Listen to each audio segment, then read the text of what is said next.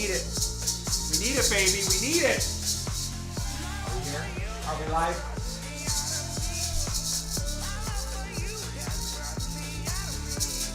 It's early.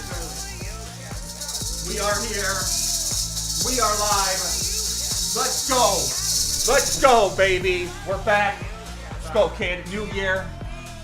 Same us. New year. Same us. We're here. We're live. Brand new. Dan Negreanu versus Douglas K. Polk, the Supreme Leader. Versus, Supreme Leader versus Dan Negreanu. You guys already know what it is. We've been here a long time. This is round 2. New year, 2021. The boys are back battling in the mix right now.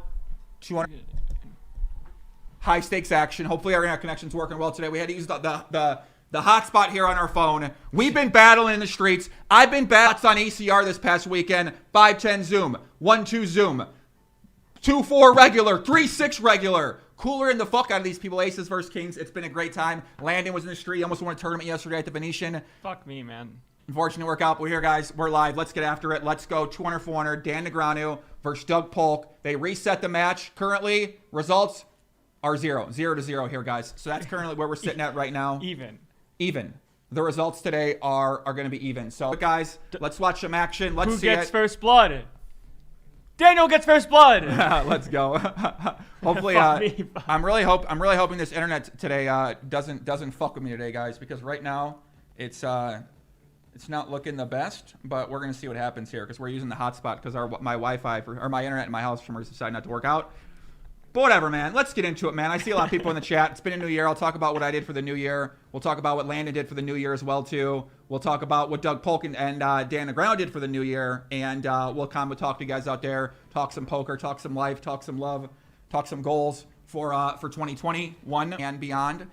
And let's do it, man. How you doing, Landon? How's it going, buddy? Doing good. Life is good. Life is good? Life is good. We're chilling out. Yeah. How's poker been going for you, big guy? Poker's great.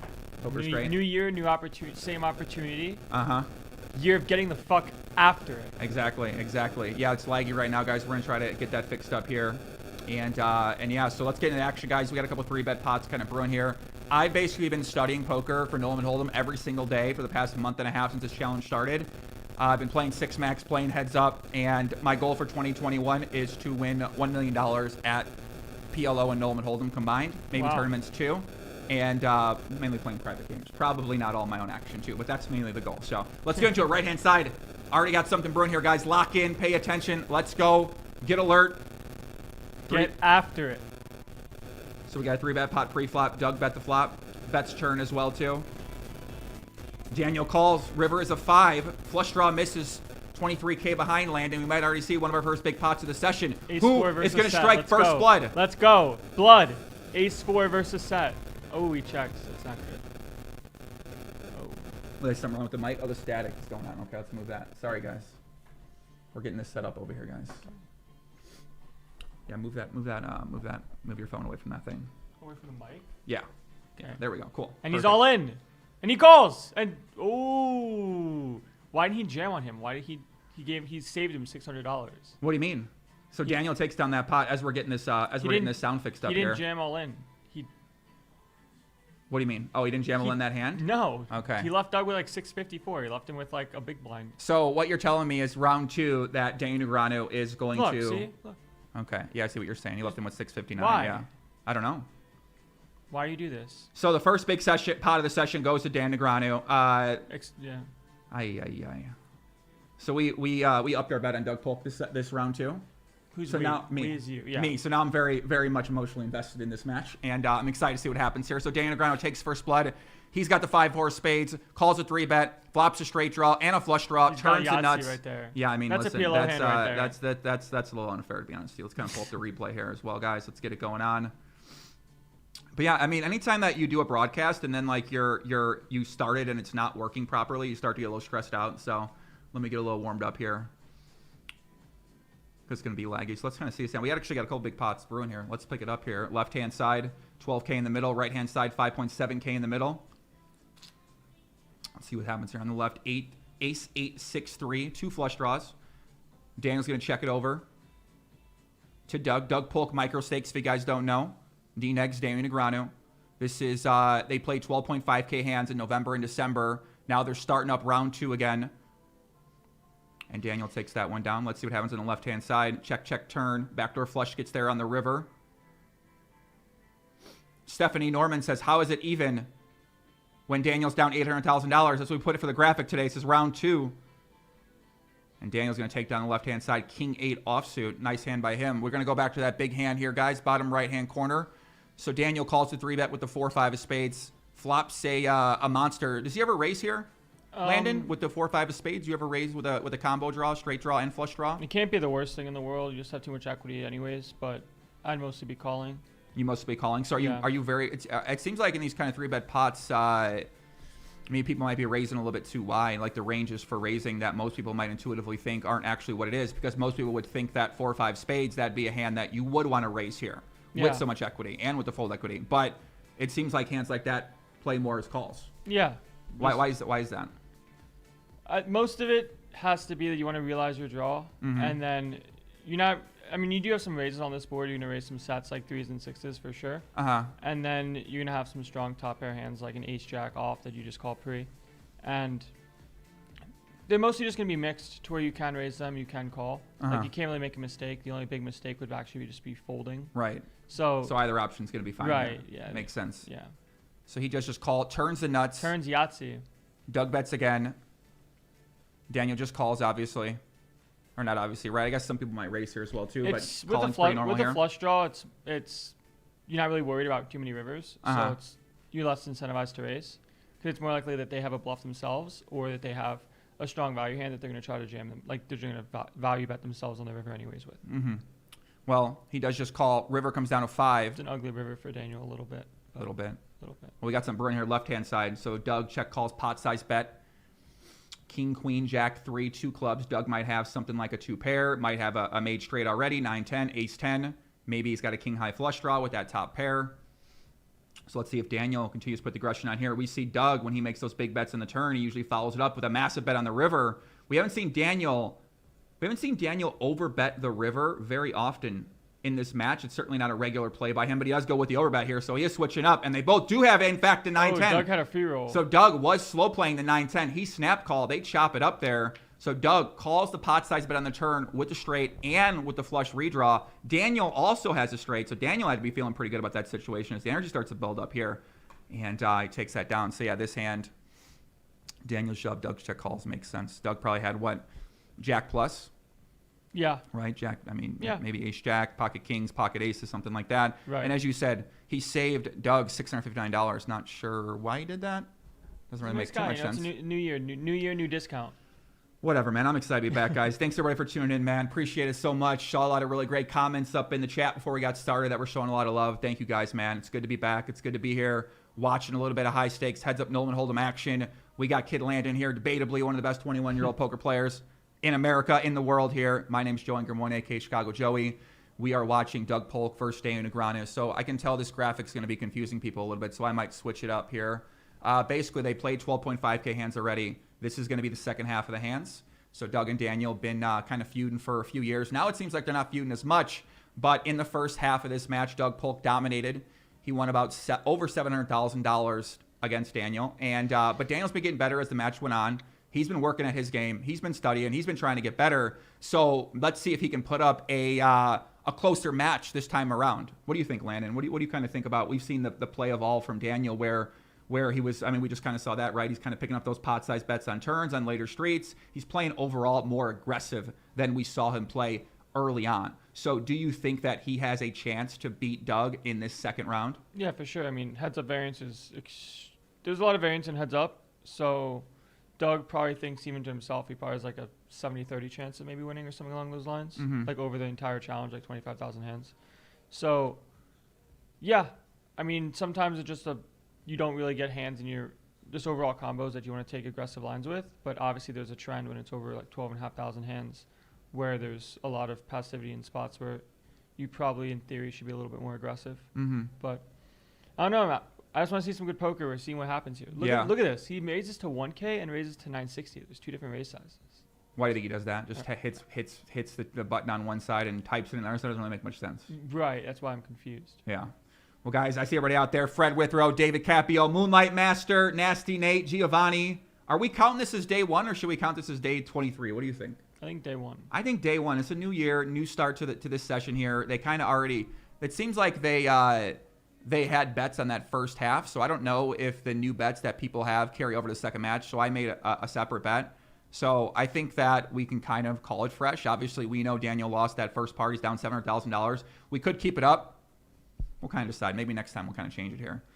So heads up poker, just to remind you guys out there, it plays a lot more hands. So you're going to play a lot wider ranges from the button. Most of these guys are playing maybe 80 to 90% of their hands from the button. So you're going to see hands 80. like about 80. Yeah, you're going to see hands like King 5 offsuit a lot. You're going to see hands like King 5 suited. You're going to see some aggressive. 4 bets with King 3 suited. You're going to see some Queen Deuce suited. Get in a little bit. You're going to see some plays that you might be wondering what they're doing, but as a poker theory strategy right now, it's King 3 is in. Stocks are up for King 3 Stocks are up for suited. King 3 is like the Bitcoin of fucking poker hands right now. King 5 suited, King 3 suited, King 4 suited, all those kind of hands like that.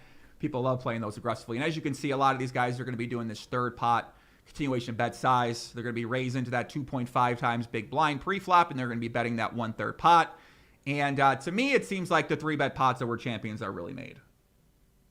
Don't you think? Yeah. I mean, that's where once those pots get inflated, that's when the decisions become much more important, and the potential mistakes that you can make increase in value. So for me, it seems like focusing on those 3-bet pots and really getting a strong understanding of how to play those in an optimal way is the challenge for Daniel and for Doug, because single raise pots, it's until you get to turns and rivers and some big bet spots on turns and then over bets on rivers, I don't think you're blundering too hard in terms of pre-flopping. Pre-flop, you are leaking some, right? But well, they're not, because they have ranges. So right.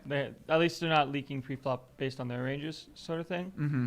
So post-flop is definitely going to be where there's a lot more unclear lines and a lot more cloudiness, so to speak, where you think a bet size makes sense in practice, but in theory, when you check it out, it uses like a smaller size or a bigger size in some spots with some bluffs and some value hands that aren't necessarily the easiest to find, but through studying, through getting in the lab, through 2021, the year of getting the fuck after it. Right.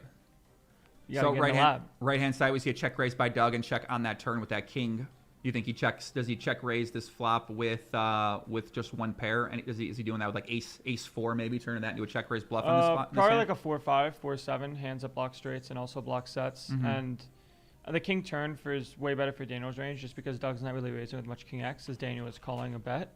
Like, Daniel's going to have more of the one pair weaker kings. Like, if he has king 4 suited, king 6 suited type stuff, he's going to pick up 2 pair on the turn, where Doug's mostly going to be calling with those hands. Well, Doug does bet that river, takes it down, goes to the small bet. All right, we did update the overlay guy. Round 2, day 1. What's going on, everybody out there, man? Chris came in. Ranely, Tonoli, Matty TQ, Wim Rosenbaum. What's up, Wim? How's it going, buddy? It's Dude Face. What's going on, brother? He says, good run yesterday, Landon. I was expecting the 2-peat tweet, but you will get it next time. It's my friend Jake. I know, it's fucking brutal, but it's okay. Landon yesterday was trying to go back-to-back in his MSPT tournament down at the Venetian. $1,100 buy-in, almost $1 million prize pool. Landon ended up taking 20th place. He was chip leader when I went over there, about 40 left, but unfortunately, get some run bad. You know the guy doesn't make fucking mistakes, right? He plays well, but unlucky it happens. Yeah, I got really unlucky in one spot where it is what it is. It is what it is. All you got to do is kind of keep getting back after it, right? Yeah. Yeah. Lynchy781 says, I feel like the results of part 1 are being underreported considering how many different live streams of this match are going on. Doug should be getting more hype for winning part 1 if this is now a new match. A lot of people expected him to win, so I didn't see any congratulations tweet Doug's way, right? I think most people kind of expected Doug to take it down. I think Daniel's getting more congratulations for putting it on the line, for putting it out there, for battling hard, for having heart. Right. The heart equity, the people's choice, you know? Yeah, like he gets respect for going out there and just kind of... Who wants to take on the champ? Right, exactly. That's the champ. And he stepped up to the plate. He decided he wants to take on the champ. He wants to take on Doug Polk, and he wants to continue this match on here. So he wants to play me, maybe, when I'm ready. He told me when I was ready. He might want to battle at some point. So is Daniel going to be like the new heads up boss in the streets? That makes sense, right? Why not? He might. Why not? Why not? Left-hand side, 3-bet. From Daniel. Is Daniel Negreanu the new shark in the water? Would you guys agree or disagree? Daniel Negreanu, new shark in the water. We're going to see. Left-hand side, 3-bet We're pre-flop. going to see. Daniel checks the flop. Left-hand side, king 5, deuce 6, double flush draw. Backdoor flush draw gets there once again, as it always does. I wish it always did. I mean, I know, right? Anytime you have the backdoor flush draw, it doesn't seem to get there. So Doug's going to bet left-hand side, 2,600 8,000, king, queen 6. Let's see what Daniel does. Right-hand side, Daniel lead overbets this river. So backdoor flush gets there. Clubs miss. And he leads river and takes down. We have not seen that play from Daniel Negreanu yet, where he's overbetting on the river. I mean, this is an interesting play here. Maybe he was saving his moves for the next half of this challenge. Probably not, but maybe he's picked up some stuff during the little break, their little break in the action for the holiday. Left-hand side. The Gorilla's angry. Daniel, yeah, he's angry at the 6 of hearts. He's angry at that. That's 6 of hearts for sure. So Daniel 3-bets pre-flop, check calls flop. So Daniel kind of hands me check calling the flop with pocket 9s, pocket 8s, maybe some slow played kings, king jack. Of course, he's gonna have some queens as well too. Yeah. And Daniel does check call once again. River's a king, 31,000 in the pot. Landon. We might have an all-in moment. We might have an all-in moment here. A degree all-in moment. The degree all-in moment, sponsored by Degree. Right-hand side, 3-bet and a call. Left-hand side. Let's see if Doug continues.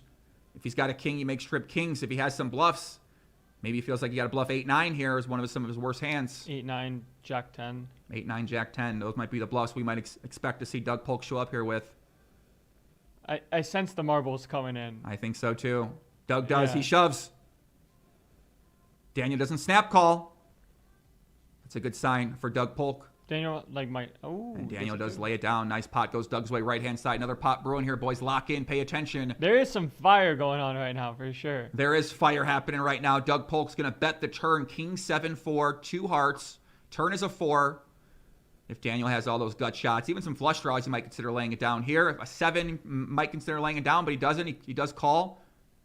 Doug, pot-sized bet left river, 28,000 in the middle. Let's go. More blood. All the marbles. More blood is better. More blood is better. Let's see what happens here. Doug Polk in the tank. Will he continue with his story? 3 bets pre-flop, bet flop, bet turn. Pot-sized bet left.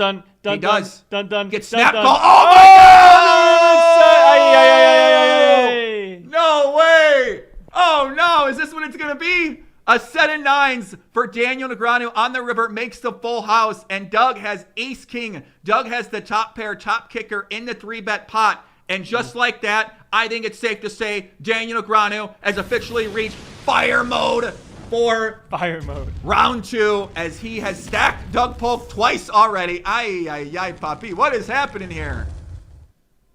So Daniel Negreanu, just like that, is a man on a mission. Look at this. How poker hard are you? What are you, 16? On the river? You are completely poker hard here. So Doug, as you can see, Bree player here, sponsored by Landon.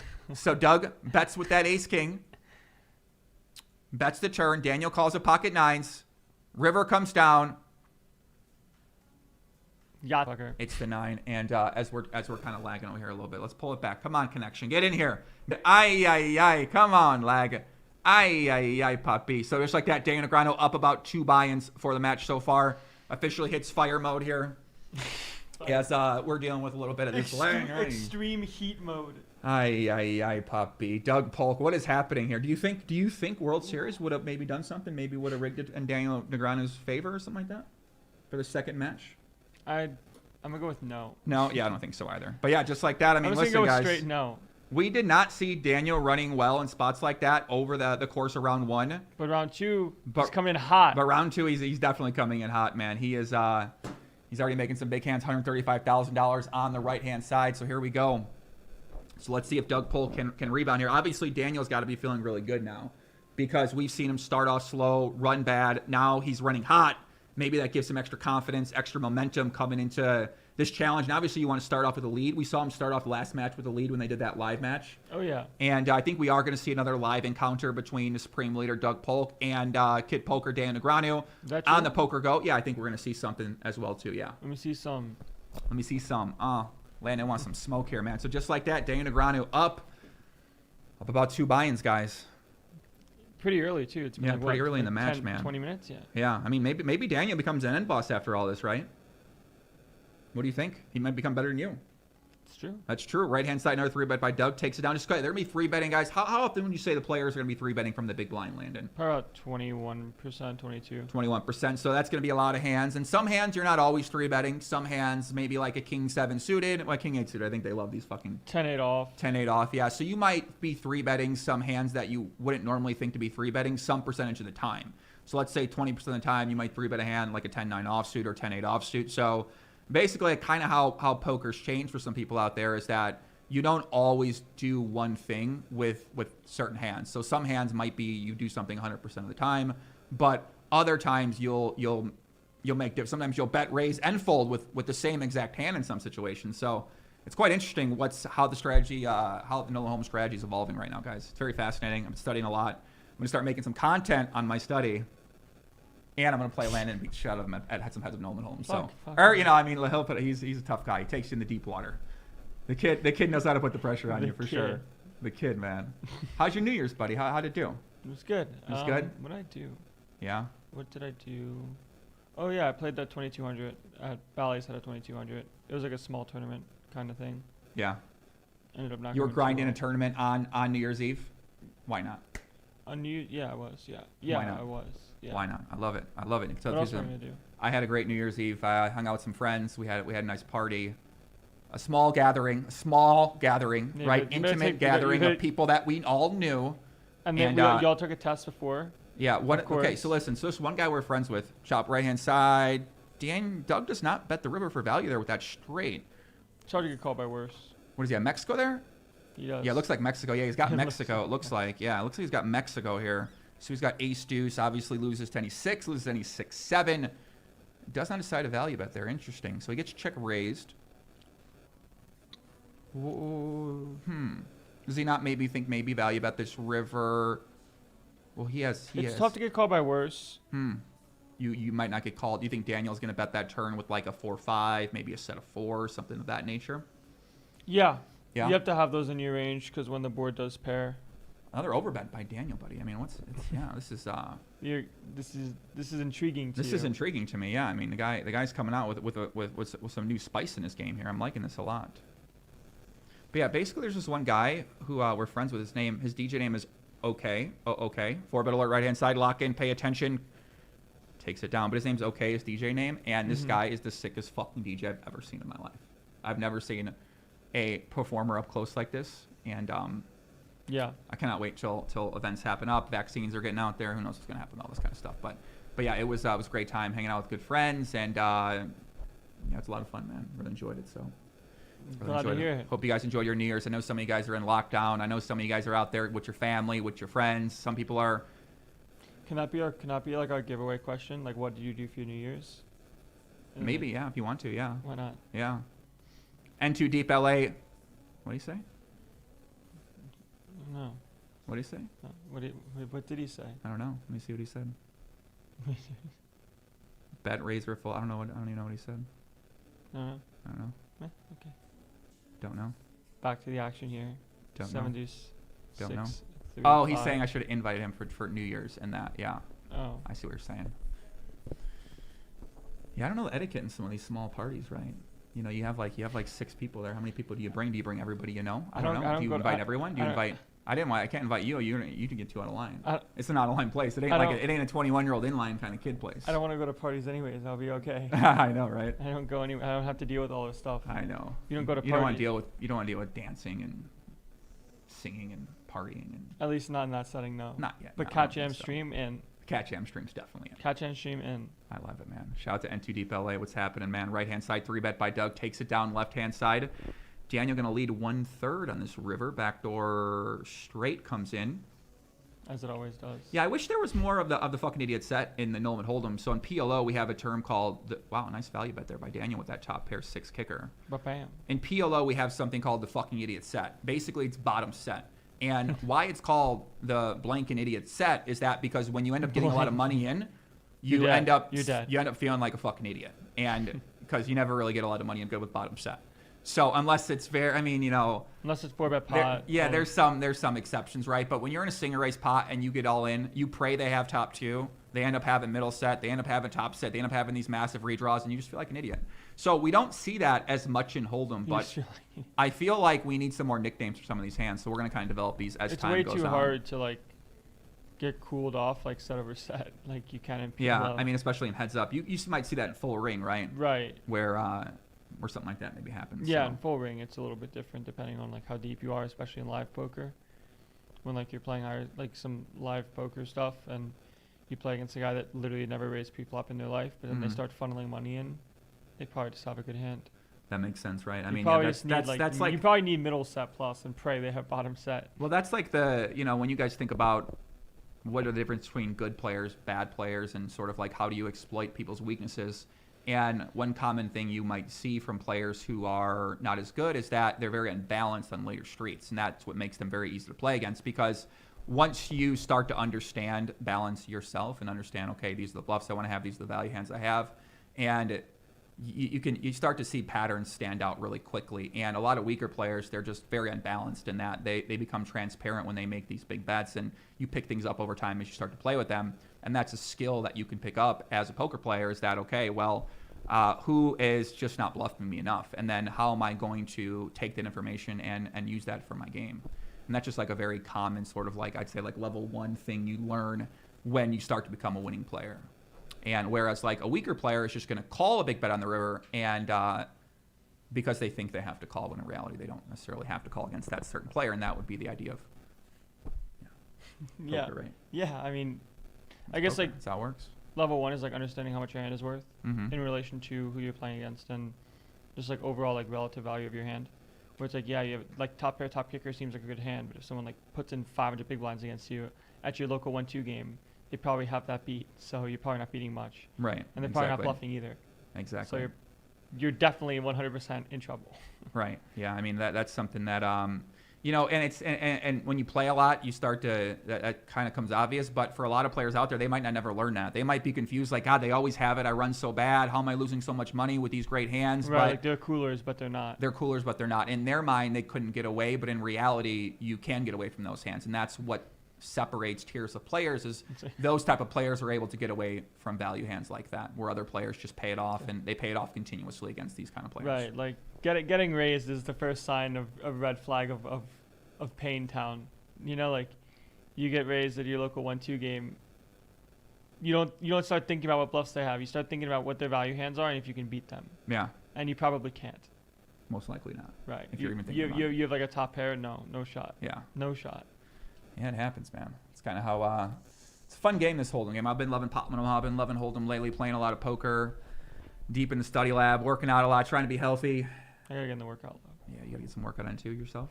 Do you got any prop bets for 2021? Are you doing something with Berkey? If you guys don't follow Matt Berkey on Instagram, this guy is a shirtless photo king on Instagram right now. Male thirst trap paragon. He's like the Veronica Brill of men right now in poker, where he's posting his own thirst traps. Veronica's posting her thirst traps on Is on 2021 Twitter. the year of the thirst trap? Is 2021 the year of poker couples? Like people. The poker girlfriend and the thirst trap. I guess so. I mean, maybe Fuck it is. it, I don't know. Why the fuck not? Why not, man? Why not? Right-hand side, chop it up here. Daniel calls to chop it up with the 4-10 of spades. Interesting. Left-hand side. Johan Dawn says that's very generic and is dependent on the opponents you play.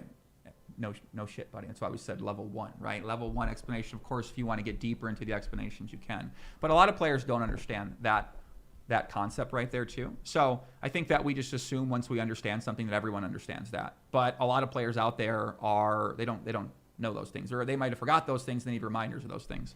So I think like a basic level of education, continuously repeating it is very good for poker, because I think it just helps more people learn, feel comfortable, maybe be able to hold their own at the tables as well too. And people aren't going to keep coming back if they keep losing. I mean, some players obviously do, but I think everyone out there wants to at least be able to compete. Even if they don't win, they want to feel like they know what they're doing and feel like they have a chance. So I think one of my big goals for 2021 is to create more basic type of educational content for people out there, so that they feel more comfortable going to play online or going to play in the casino or playing in their home game. And I think that is something that, a lot of people out there make this advanced content. Everyone thinks they're an expert. Everyone has a solver to break down hands and they sound like a genius. They all know the terms. It's all been it's all been repeated ad nauseum at this point in time by everybody out there. Not necessarily, maybe someone puts it in a different way, or maybe they teach a different style, but the general information typically remains the same. So I think that, what are you, what? No, What? Who's that cute girl sitting beside Joey? You know what you're laughing at? Yeah, I love it. I love the comments. I love it, man. Shout out to Veronica Brill, man. Listen, if you haven't seen Veronica's new photo, expand the image, and you're gonna find a little tasty delight for yourselves out there on Twitter. Shout out to Veronica, working hard as always. Apparently, she works out like 55 times a day too. Left hand side, nice value bet there from Daniel Negreanu. So Daniel, Veronica's, it's the year getting after it. I think I maybe got a bad price for this bet. It was plus 370. Yeah. So you got to bet, it's plus 370. So Doug was still a pretty big favorite for the second round. Yeah, makes sense. Teemu Letoni, sounds good, Poppy. What's up, man? How's it going? Jeff Williamson, new graphics. We got a lot of graphics on the way, guys. We basically have about 1,000 graphics. It's just on us to choose what they're going to be and what they're going to look like. We got a lot of cat jam in the mix as well, too. We got some sharks in the water. We got a bunch of smoke. We got a bunch of fire. We always got fire. We always got fire in here, man. So these guys, we don't know if they're going to be playing this week, Monday, Wednesday, Friday. I got a video coming out tomorrow that is going to recap the challenge so far up until this point for people who have not been able to watch these epic 4-hour live streams or watched any of the hand highlights. I know there's a lot of people that are doing hand breakdowns, and Moonlight Masters posting highlights of this stream on his channel. So there's definitely multiple ways for you to consume what's happening for the challenge, but I'm going to make a specific video kind of going over what's taken place so far, show some of the big hands, the highlights, and kind of those pivotal moments that, that I think people can kind of connect with the story, watch it, and get to know what's happening here. What you think? Good idea? Yeah. Yeah. Great idea. Great idea. Recap it. Get it going. Let's go. Left-hand side. Bunch of single race pots kind of going on here. I kind of like this music. Oh, they can't really hear the music. Let me put up a little bit for them, man. Now they can. Yeah, so we're seeing Daniel 3 bets left-hand side. So right-hand side, Daniel sizes up with that 2/3 on Queen 5-4. So occasionally, I think people are going to be betting. They bet half pot, 2/3, but mostly it doesn't seem like most people are really, unless those really high boards, like ace high boards. Maybe people go over bet or bet the pot. Yeah, like boards like ace king low, like ace king deuce like brick, single raise pot, where the button just has all the ace king combos in range. Right. Then And speak a little louder. yeah. Okay. Yeah. Left hand side, we see a 3-bet pre-flop.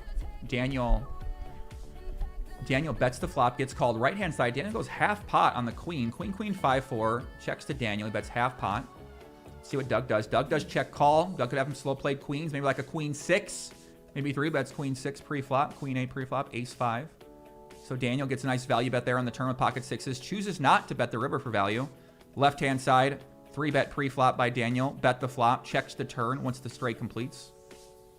2, 3, 5, 6. Any 4 is going to make that straight. Doug does check back. River's a queen. Backdoor flush does not get there. Let's see what happens here. Expect Daniel to check here pretty often, or do you think he can have some block bets and some small bets and then a bigger bet, like representing a hand as weak as Queen X, and then as strong as straights that he's going to check on the turn because the 4 connects more with Doug's overall range than his. So he does have the Queen Jack. So Queen Jack a heart. So he makes that top pair on the river. Chooses not to bet. Yeah, and gets the showdown. Yeah, it makes sense. Going to try to induce there from Doug. How often do you think Doug is going to check back turn and then bet the river?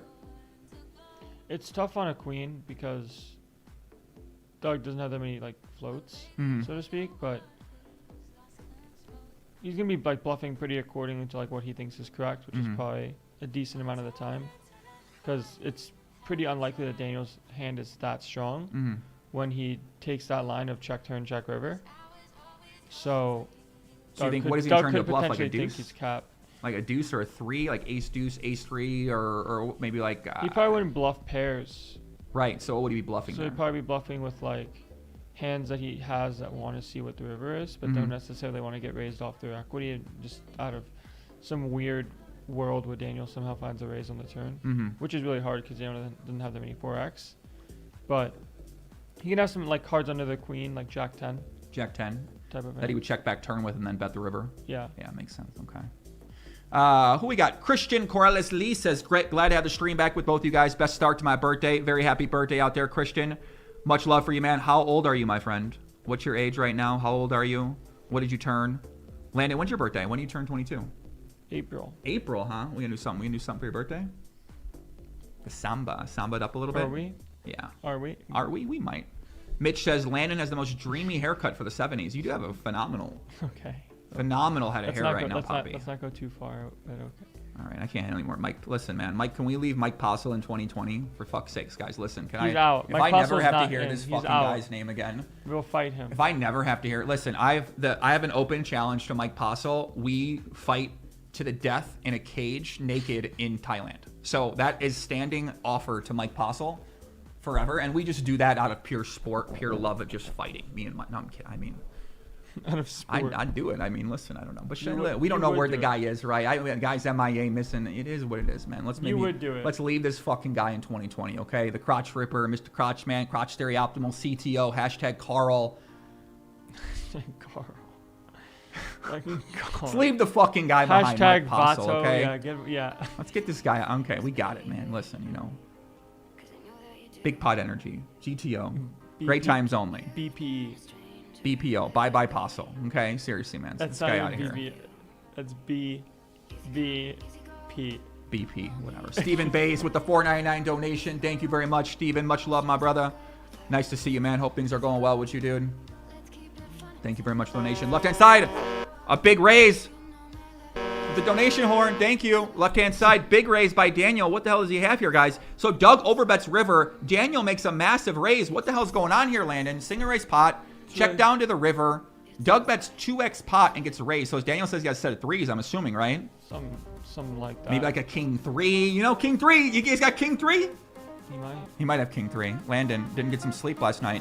Didn't bring that same fire and energy that he was bringing last time to the table. Has he got the king 3 or not, kid? He might. If he's got king 3, I'm giving you a right-hand cross. He does lay it down. We don't know. Right-hand side 3-bet. Let's call Daniel right now and find out if I'm going to cross. Let's see if he had or not. Right-hand side 3-bet pre-flop. Doug is going to bet the flop. Bets the turn on the queen.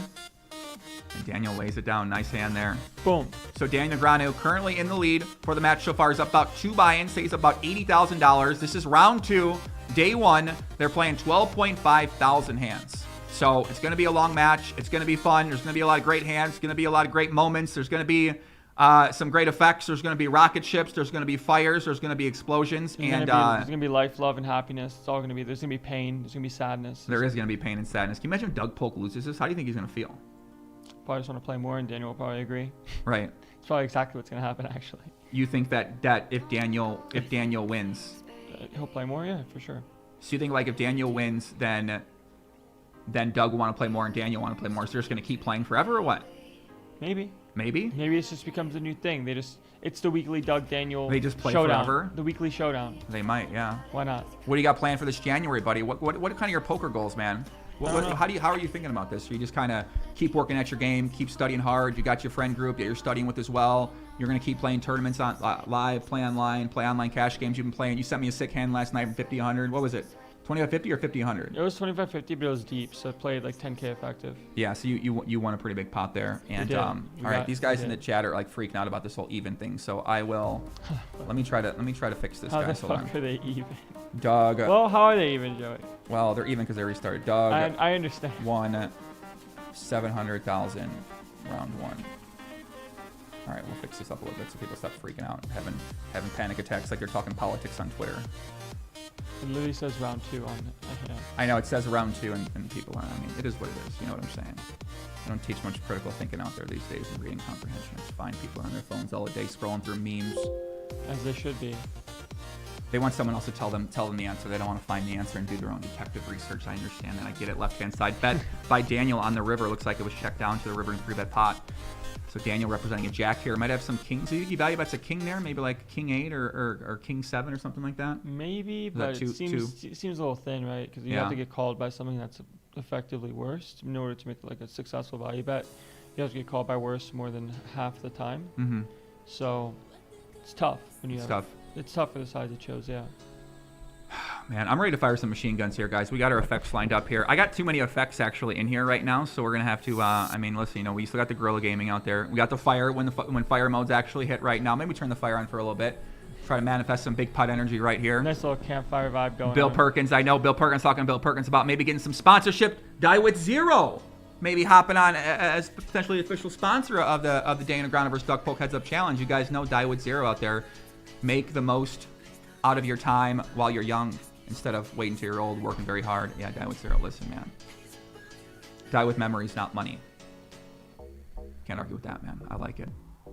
Intellectuals like this book. Intellectuals do like this book. Perkins is on Instagram all the time, and he came up with this strategy where there's like these professional book Instagrammers who just like, I don't know if they just read books all day. They basically post notes about the books. It's the neighborhood book club.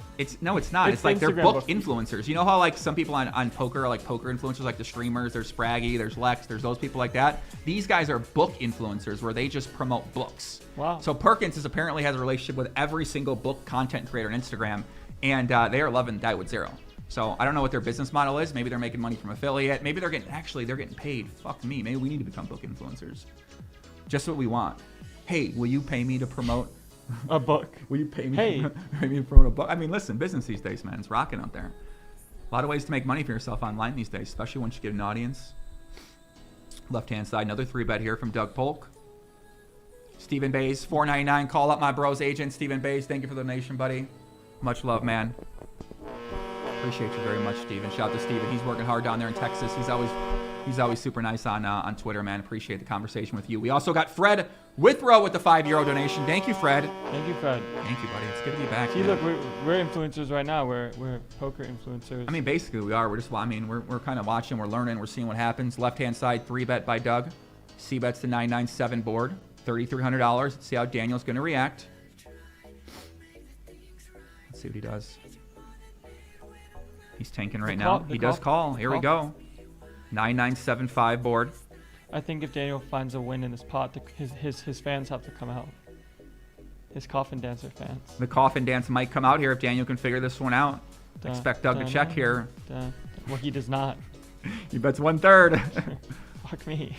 So what's he saying he has here, Landon? Some 9x. Some straights they'll have, and some hands that he's bluffing with, like open-ended draws, and hands that like Jack 10 maybe, to where he wants to see a river for a pretty cheap price in relation to the pot. Interesting. Well, some 7x as well, like because he bet really small. So you think Doug might have like a king 7 type of hand, like a tasty king 7? A nice tasty king 7. Well, he does check it. We know he could have some full houses here. 4,000 in the middle, guys. Some tasty pocket 10s. Tasty 10s. So Daniel, look at min bet on the right hand side. What's happening here, Landon? Queen Jack Jack 4. Daniel min bets the turn, and Doug Polk's gonna call. Interesting. Okay. Benjamin, basically there's 2 tables, guys. So they'll be playing 2 tables throughout the match. Left-hand table is 1 table. Right-hand table is other table. So basically online, you can play a lot of games at one time, and you can get a lot of hands in. So when they took on this match, they were negotiating terms. One of the things was that they would play 2 tables. So it just makes it makes the action go quicker, right? It kind of I think it's more fun, right? I think it's just a good time. Especially Doug wanted this because he's got a lot more experience, so he thought this would favor him. Daniel's been doing this now for 12.5K hands. He's getting more experience playing 2 tables. So people handle these things differently. Some people play well 1 tabling. Some people play terrible 1 tabling. Some people play well 2 tabling. Some people get to 3 tables and they can't handle the constant decision-making process. So your sweet spot is going to be depending on what games you're playing, how comfortable you are, where you think you're leaking at in your decisions, right? So when you're playing, and if you're playing too many tables and you find yourself not being able to think oftentimes, then that's a sign that you probably should cut back and then kind of see what your thought process is like. Because a lot of people develop an autopiloting thought process when they play a lot of tables. And once they start 1 or 2 tabling, you can put a lot more thought in each decision, and they're not used to using that much thought into their decisions. So you actually notice different ideas come out of what you're thinking when you play less tables. So one training exercise I used to like to do was I would mass table, and then I would also play 2 tables sometimes. I'd play 1 table, I'd play 3 tables to see if maybe I'm missing out on something. Because when you play a lot of tables, you're just click, click, click, click, you're click. In there. You're not putting a lot of really deep thought sometimes in your decisions because you've done the work before, and then your subconscious, the subconscious kind of comes into play. Yeah. Another donation here. 5 from Chris Sigmund. He says, Landon, do you think either player... What was that? You okay when you turn this light down, buddy? The light is fucking brutal. You turn this light down today? The light is brutal. Did you take coke? You must have taken some drug last time we were doing the stream, buddy. I'm turn this light down for you, bro. No.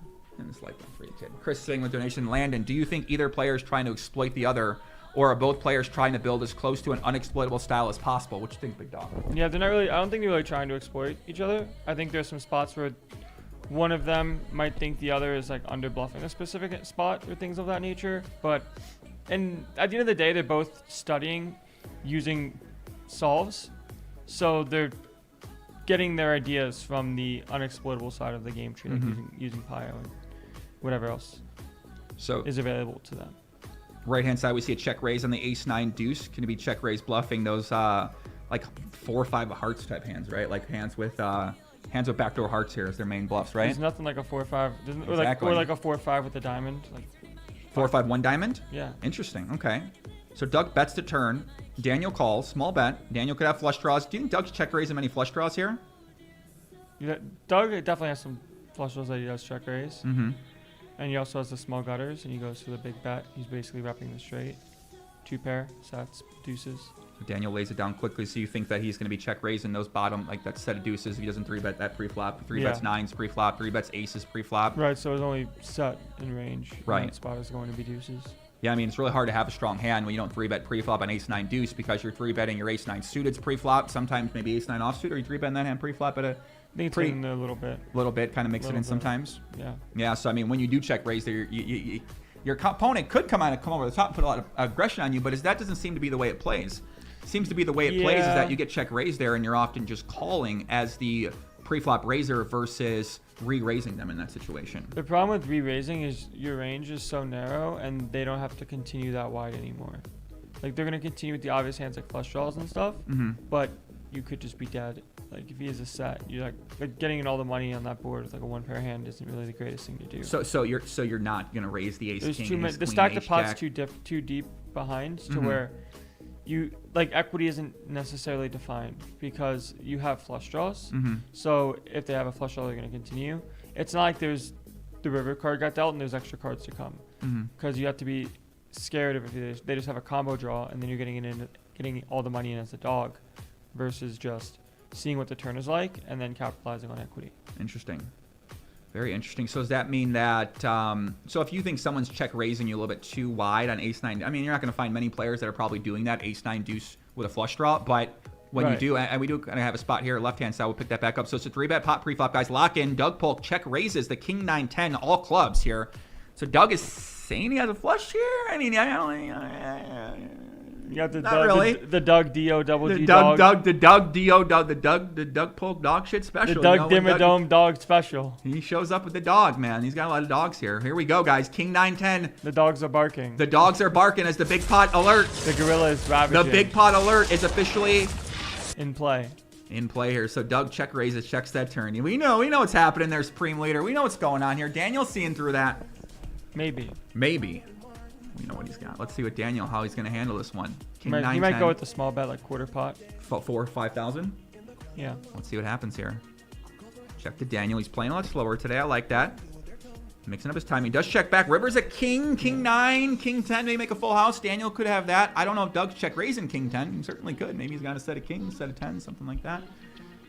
You never know. Let's see what he does here. Maybe he goes that overbet. If Doug Polk overbets, I will. Ooh, he didn't. Okay, he bets 2/3.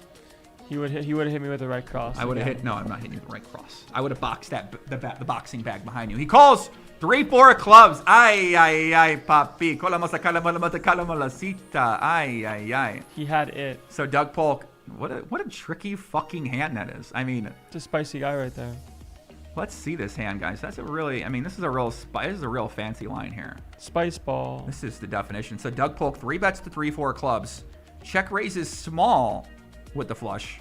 Gets called. Checks the turn. Doesn't bet. So why is he not betting this turn, Landon? What do you think about that? You might be going for like a raise in order to protect his hand, because if Daniel does have a hand like this, the naked ace of clubs, like it is kind of fearful. But he also wants to protect his range and right. So he's going to have some flushes there. Right. Okay. So you think, yeah, makes sense. So So he does check back. River's the king. He goes for the nice value bet. I don't think most people be scared of the king. Once your opponent just calls your check raise and then checks back the turn, he's saying he doesn't have a real strong hand, right? Well, he's saying that he's probably capped at like a 1-pair or 2-pair kind of hand, not really having many flushes because most of them want to bet small on the turn to get some value.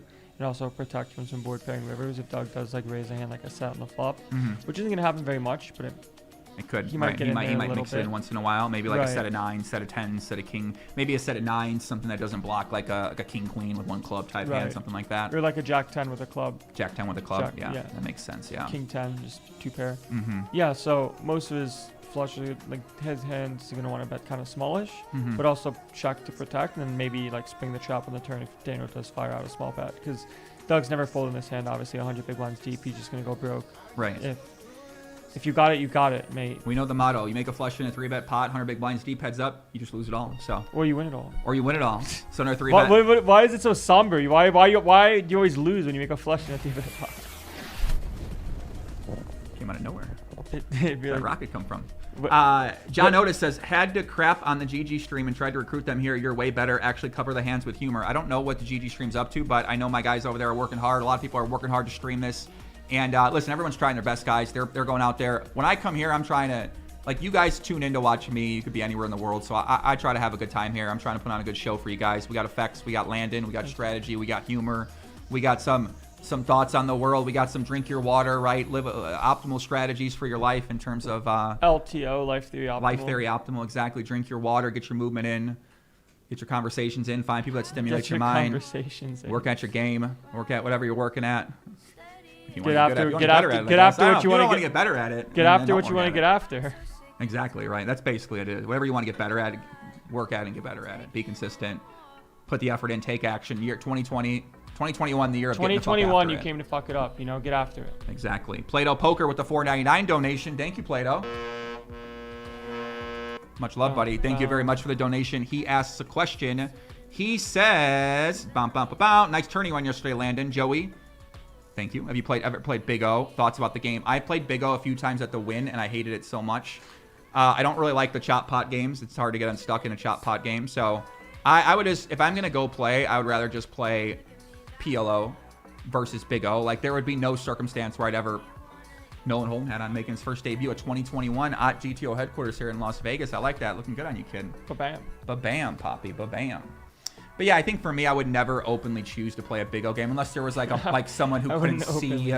Like, let's say he was a seat open next to him and he didn't know what he was doing, and he had like a bunch of money in front of him. Maybe you sit down and you take a good spot. But outside of that, I think my default is to just play some Pop Omaha, the great game. And now we got the magical game of Texas Hold'em. So the magical game. It is a magical. It really is, man. With the wizardry. The wizardry. There's a lot of wizardry is strong. There's a lot of wizardry, man. I agree. There's a lot of wizardry happening here, man. I'll be back. Let me the water. Okay. Grab me some too, Big Poppy. Thanks, Bill. All right, Landon going on that water break. Left-hand side. Let's see what happens here. D-Negs. He's going to snort. He's going to do drug, he said. Who's up today so far? Daniel Negreanu's up today, guys. Left-hand side, pot size bet. Doug Polk checks call. Both flush draws miss on the river. Let's see what happens here. So Doug check calls. Big bet. He's going to have some pretty strong hands here. He might even have a slow played straight, like a 9-10. Seems like when they bet this pot size on the turn, that players are very rarely check raising them, which is interesting. And Daniel does go for that big overbet. We see him do that last time as well when he bet pot on the turn. He overbets the river. So he goes 1.5x pot, puts a lot of pressure on Doug's 8s, Doug's 7s. Doug's going to need what? Jack plus here? Maybe like a king jack, queen jack. Probably not folding a jack. So let's say, what's he calling there with? Most likely Jack 10 and above. And, if he had a 4, maybe a 4. But what naked 4s is he going to get to the river with there? It's just a real tough spot. And that's something that we didn't see Daniel Negreanu doing earlier in the match, is he wasn't using that overbet size on the river in runouts like that. So it's going to be very interesting. We've already seen him do that twice. We've seen him lead overbet as well. So it's going to be interesting to see how that strategy evolves from Kid Poker, Daniel Negreanu.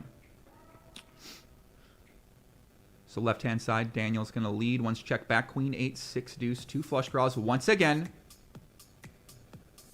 I missed something in the graph. What says it is an impromptu graphic? Ay, puppy.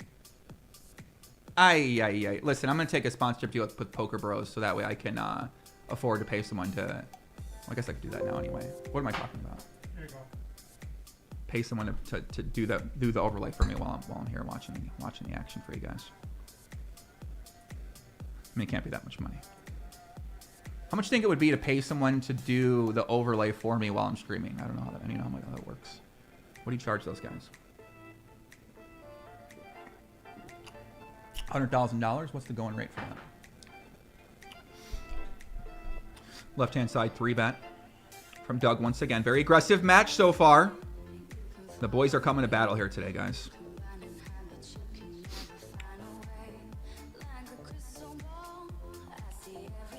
Another 3-bet here. These guys, I mean, listen, these matches are getting pretty intense, guys. We haven't seen many 4-bets happening so far today. Doug once again takes it down. So as you guys can see, they're folding into a lot of the 3-bets. Not too much 4-betting happening so far. Usually that's just because card distribution, meaning that the players just don't have the right hands. And there's going to be some spurts where you see an hour goes on where there's just massive pot after massive pot because the players happen to get those hands. So... Peddling says you can get most people to do things for $100. Yeah, that's a good point. That's a really good point, man. Kobe Valentine says find someone in a foreign country and get it for cheap. We could do that. Did you guys see Chris Moneymaker and PokerStars parted ways? Chris Moneymaker's been with PokerStars since about 2003. I've seen that guy grinding 3 a.m. at like random cash game rooms, man. The guy loves playing poker. He plays a lot of Pot in Omaha. Plays a lot online as well. It's sad to see that end of an era, PokerStars. They got rid of a Nerpsy as well too. Moneymaker's not on there as well. They got rid of a few other people as well too. And yeah, man. So I don't know, PokerStars, maybe if it's a Moneymaker decision or a PokerStars decision. Obviously, Moneymaker, his value to PokerStars was that he traveled to a lot of events and he played a lot of live cash games in these different rooms. So he was just a constant ambassador for the brand. And now if he's more domestic and he's working from home, then he doesn't really have the opportunity to travel as much. Therefore, the value he brings to the company might not be what his salary was that they were paying. And maybe he didn't want to necessarily take a cut, or he didn't want to, you know, maybe put on hold. So I could see maybe that took place in terms of why they didn't re-sign him. But I think to not re-sign Chris Moneymaker and not have him as your ambassador is I mean, it's kind of fucking stupid, right? That's a guy you want on your team, man. That's a guy you want as your ambassador. That's a legend of the game. He's one of the most impactful people in the history of the poker world from an ambassador side. And he's someone who loves to play still. And he's doing a lot of great work for just to spread the game of poker. He's something that he helped to start that online poker boom. So, you know, really it's disappointing to see. Hopefully someone else picks him up. Hopefully he gets involved somehow. But I do think that it's, you know, it's kind of like it's been an end of an era for PokerStars for a while. You know, they're kind of transitioning more to a more modern strategy. They're stepping up their marketing game on Twitter. They're stepping up their marketing game on Instagram, debatably. They're stepping up their marketing game on YouTube. They're bringing on some new people to assist with that process. They're obviously focusing on sponsoring streamers on Twitch Poker, stream their events to try to gain market share from those people's audiences as well. So yeah, man, but Moneymaker is sad, man. You know what I'm saying? It's real sad to see that guy go, because what happens is when PokerStars isn't sponsoring these guys, they got to find a job. So now you got to go do something else. So maybe he's already got a lot of fucking money. I don't know. Where'd you go, kid? You okay? Did you bring the water back for the Big Poppy or what, man? Right there. Thank you. It's been there for fucking... I was in the zone, man. I gave... Thank you, buddy. Thank you. Shout out to your brother. Thank you. What? Thank you. Can you believe they dropped Chris Moneymaker? Or not drop. They mutual, right? Maybe Chris decided, you know, he didn't want to do it anymore too, but maybe he decided he wanted to move on. So yeah, I don't know, man. We got a 1337 donation from Briznokovic. He says, thank you for the content. Give the people what they want. Dance off over the stream ends. KR from the Netherlands. Listen, man, we can definitely do that. But yeah, as you guys can see what's happening in poker right now, GG Poker is stepping it up. They're putting the foot on the gas. PokerStars is, it's going to be fun, man. I predict 2021, we are going to see PokerStars and GG Poker and maybe Poker King really start to go to battle. Maybe ACR might listen, man. ACR pays me. You know what it's like? ACR What if pays he me made? one- What if? one- Wait. I'll Here's do- the content I'll- idea, right? Content. They can hire What if me. we made, I'll like, help him go what if we made- one-on-one with fucking What if we GG made- and Pokemon. What if we made a Game of Thrones type of thing, but for poker sites? What do you mean? There's like house party poker. Dun, There's dun, house dun, GG, dun, dun, and dun, we dun, make, dun, dun, and we make dun, dun. content, and it's like dun, dun. Which poker streamer house would you want to be in? Would you want to be in the Poker Stars house with Spraggy, I Finton, don't know. Lex? What Would you if- rather be in the what Party if Poker you house? got- Jamie Staples, Jeff Gross, Compelling arguments. Matt Staples. Would you rather be in the GG Poker house? Kevin Martin, Jay Okay. Nandez, Kevin's a big fan of the cat. Easterdams, Cockatee. Who would you rather be in? Which Global Poker? ACR, Ryan DePaulo, Jeff Boski. Ryan DePumpkin. I'm going with Ryan DePaulo, man. I like this, my guy. I mean, I like all those guys, right? I like Kevin Martin a lot. I love Lex. Lex working hard. He had some great results in his streams as well, He got too. second yesterday in something, I think. He's been killing it, man. For 53K, yeah. He's been killing it, dude. I love Lex, man. Lex working hard, helping to spread the game of poker. He's one of the top streamers on Twitch. Spraggy's also been working hard as well, too. Song's a banger. So you're telling me you don't want to hear this at 2 a.m. in a Oh, I in definitely do. an amazing light-filled room, a fantastic DJ going there, beautiful ladies all around you to the left, Wow. to the right, dancing, Everywhere. getting after it, Wow. everywhere. Yeah. 2021. That's what 2021 looks like, huh? 2021 came to fuck it up. Hey. Stavros says, greetings from Greece, guys. Big Supreme Leader supporter here. Negreanu is massively outclassed by the GTO machine that goes by the name Doug Polk. Keep up the good work. You are top class. Thank you, Stavros. Much love, buddy. Appreciate the comment very much. Thank you. Hope you guys are enjoying the stream. Hope you guys are enjoying the challenge. We'll be back covering... I'll be here covering all these. Landon, he's doing some traveling. He's kind of getting out there, see the world a little bit. Gonna go home for a couple weeks. Yeah, gonna go home for a couple weeks. There's But also a tournament series going on in Florida, so I'll probably play that too, just because I'm there, cool. a couple minutes away. And So I'll be bringing gonna out... try to get after it at the Seminole Hard Rock and win one of those trophies. Let's go, big dog. Let's get after it, man. But bam. But bam. So you can see Doug kind of coming back on that left-hand table, right-hand side. So Daniel looks like these single race pots, I mean, kind of just going back and forth. No one really trading blows right now. This song. Can we turn up the song? You want to turn up the song a little bit? Let's turn up the song. You want to jam to the song? Song's kind of a banger, bro, isn't it? Right there. Bam. Bum, bum, bum. Bum, bum, bum. Bow, bow, bow, bow, bow, bow. Let me get myself acclimated with my graphics again, guys. Aye. Okay, that's Daniel speeding. Doug, aye, the truck driver. Aye. This is a classic one. Aye, it's the first This one. is the Remember when OG. remember when we dropped this graphic? Oh, no. Aye. The truck driver going off the rails. Aye. A very classic. That was the first one we ever had there, man. Paulus98, what's happening, my man Joey? Yes, what's happening, brother? How's it going, man? Nice to see you. Anders, nice to see you as well. Jonathan Bono, what's going on? Was that one loud? Let me see. Was it loud? Okay, it was kind of loud. Just gonna make. I'm gonna blow their ears out, man. Right hand side, another 3-bet happening there by Daniel Negreanu. Takes it down. Get after. This is how Daniel feels right now, being up a few Daniel's in buy-ins. his tank top right there. Daniel's in his got about an space. 8-inch. In his space. He's like, I told you I'm good. I told you the guy can't beat me. He's just jamming. He's right there with the tank top going on like that, kind of sitting back watching, hitting his boxy bet. Listen, every poker room needs this right here. You need that go. Whoa, let's go. Whoa. Let's go. You get sucked out on. You start throwing straight rights. Whoa. Oh. The sneakiness. Every room needs one. You need a boxing thing in your room. If you play online poker, you need. And you this. don't have one of these? You need this in your place, and you need to beat the shit out of it when you have a losing session. The other day, I was battling the ACR streets, playing some of that 510, the 510 Zoom game against the bots on there. And listen, I lost. Perceive bots. Whatever. Who knows? Who Alleged. knows, right? Who knows? But Only God knows. God knows. I took it to town after a nice session with that bot. Right hand side, 3-bet. Doug, C-bets the flop.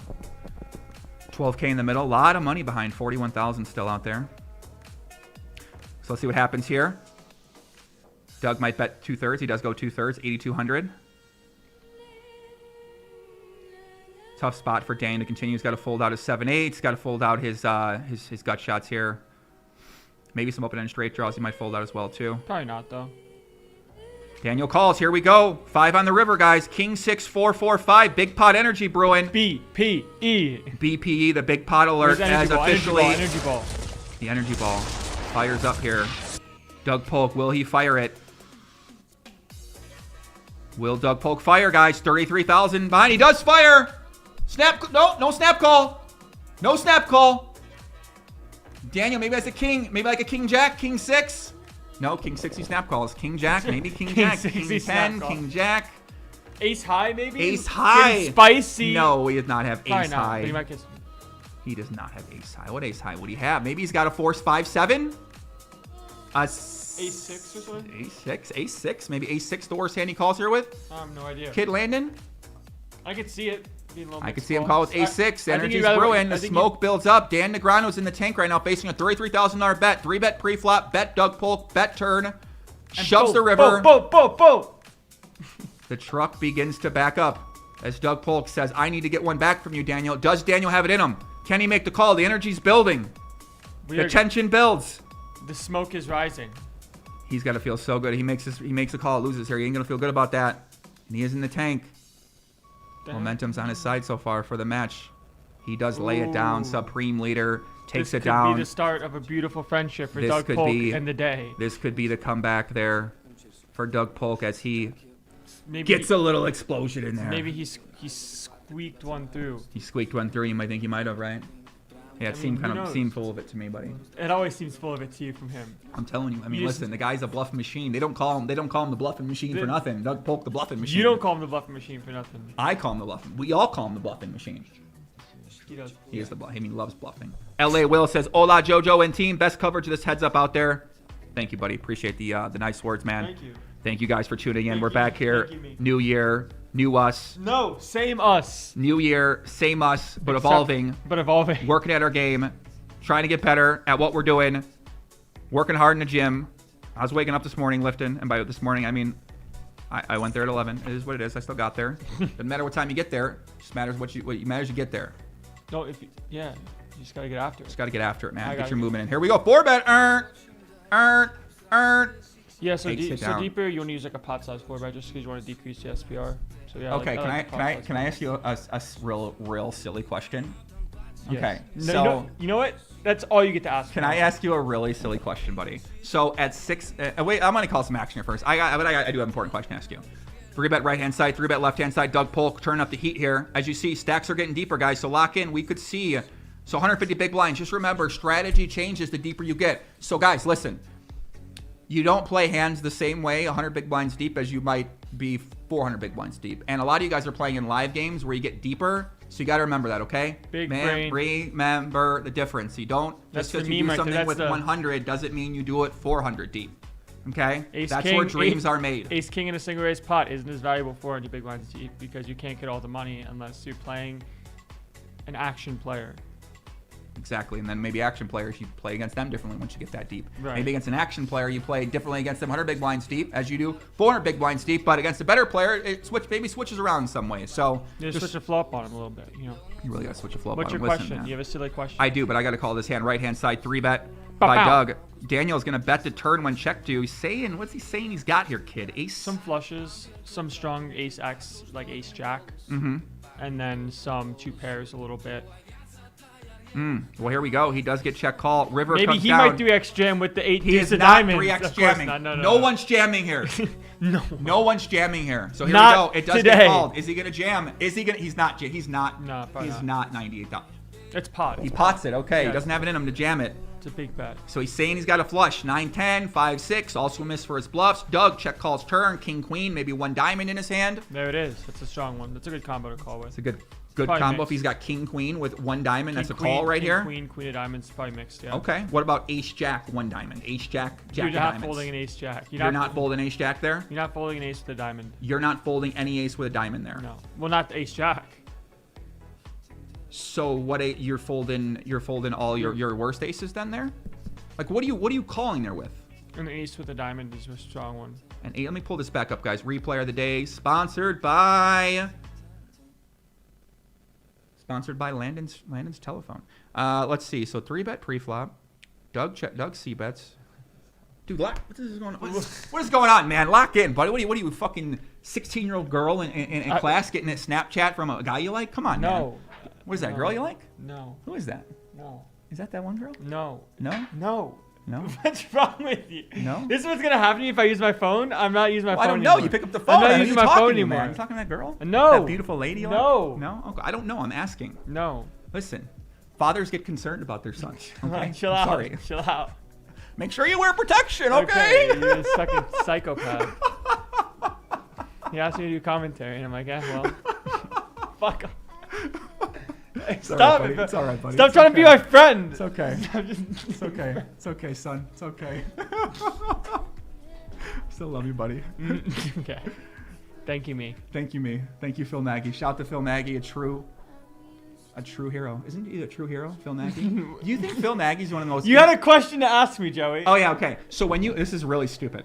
Okay, so when you 3-bet pre-flop at 6 max at Zoom, what size do you use? If they make it 2.5x and like hijack and you 3-bet button, is there a standard size that you make, or is it, if it's deeper, you're gonna size up, or versus what? button when you're on button. When so, you're on the button, we're button, they're hijack. So hijack cutoff open to 2.25 or 2.5, and then you're on the button. What do you make it? How many big blinds? So if you're playing like 1-2 and they make it 5, I make it like 16. So I make it so about 8 big blinds. Okay, makes sense. Makes sense. Out of position, you make like it 11, more. 11, you make it 20. When you get deeper, so let's say you're 200 big blinds deep and you 3-bet small blind versus button. What size do you make it if they open to 2.25? The like same. 12 the same, or 8? The same thing. 8? Yeah. Okay. Do you think is there a big difference in what size you make it? There's actually, I'm not sure how much the EV changes for 6 max. I don't think it does because I have 200 big blind sims and the 3-bet's the same size. But for heads up, there's actually a difference where if you're playing deeper and you want to have a 4-bet size, like a pot size 4-bet actually adds some EV to your overall Interesting. strategy. Okay. Interesting. Yeah. Strategy's gonna develop over time. Is it? It is. Matthew says, thank you, Poppy. Appreciate the effort and the entertainment. Matthew, thank you very much. Actually, what I was saying is I'm curious to see how the strategy is going to evolve, because where we're at now won't be where we end up in terms of how people think about approaching the game of Texas Hold'em. Yeah. So I'm very curious what the next evolution is, because we're seeing leading making more of a trend. We're seeing donk betting making more of a trend on the flop. We're seeing check call. Donk betting is kind of leading a little bit. Well, I guess more like leading turns, leading rivers after check calling, donk leading the flop, just as a pre-flop caller. We didn't see that too often in the past. As we see a 3-bet pot, we got to keep our eyes open here, guys, because we're getting some deep stacks. We're going to get some fireworks here. Queen 5-3, rainbow 3-bet pot. We know a lot of action goes down on these queen high boards out here, boys and girls. Shout out to Melissa up there. Melissa, there, son, agreed. That great hair Melissa's working with there. Hello, Melissa. Hello. She gave me hair tips. Did she? Mm-hmm. Well, she's got some sexy hair. I mean, look at this hair. Look at that red hair. Not quite as cool as your great hair, but still, nonetheless. Close second, yeah. Right-hand side, 3-bet pot. Let's go, guys. Lock in. King on the turn. Expect Dan to continue betting here. Let's see what happens. What is he going to go with here? 8,000? 82? Yeah, makes sense. He's learning. Dare I say? Whoa! Should we review an ACR 5-10 hand I played after we get a first break? Let's do it, man. Let's do it. All right, so Daniel's going to bet the turn very deep. Let's see what Doug does. Doug might have a slow played. Set of 5s, set of 3s. He does just call. River is the 10. Backdoor ace-jack makes that straight, guys. So 3-bet pre-flop. Daniel bets the flop. Bet the turn. Doug might have a hand like a queen 8. Something like that. Queen 8. Let's see what happens. That's what you're going with, queen 8? Queen 8. All in! I think it's bluffing ace 9. But Doug doesn't have it. Ace 9's a pretty sick bluff here, blocking jack 9 and ace Doug jack. doesn't have it. He calls 7. Ay, what the hell's going on here? That turn bet's a little bit spicy, a little dicey from Daniel. A massive pot goes the Supreme Leader's way, $121,000. What the? Not too sure about that one. Ay. Cola mola, cita. What the?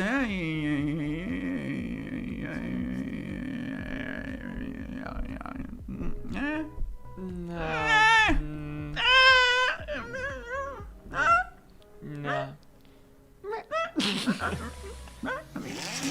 I mean, there goes the cart. And then out of nowhere. No, he's not going to hit him this time. The car's, he's fine. Look, car's fine. He's fine. And then boom, King Jack off.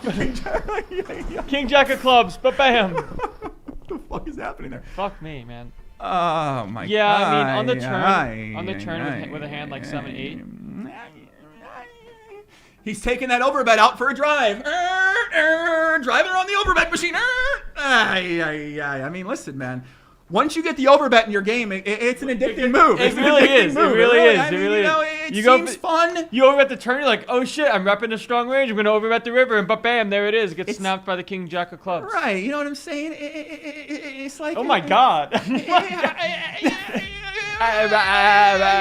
what's happening there, boys? You know what I'm saying? I mean. We get it. I mean, listen. That was a spicy one for sure. Overbet's gone wild. That's an overbet gone wild hand. But hey, you know, Doug, does Doug really have a strong range there, right? When you think about it, maybe that's the move. Maybe 7-8 just suited the move. Most of the time, what's Doug gonna be able to call with there, kid Landon? King Jack. If he has the King Jack, right? I mean, if you got it, you got it. Wow.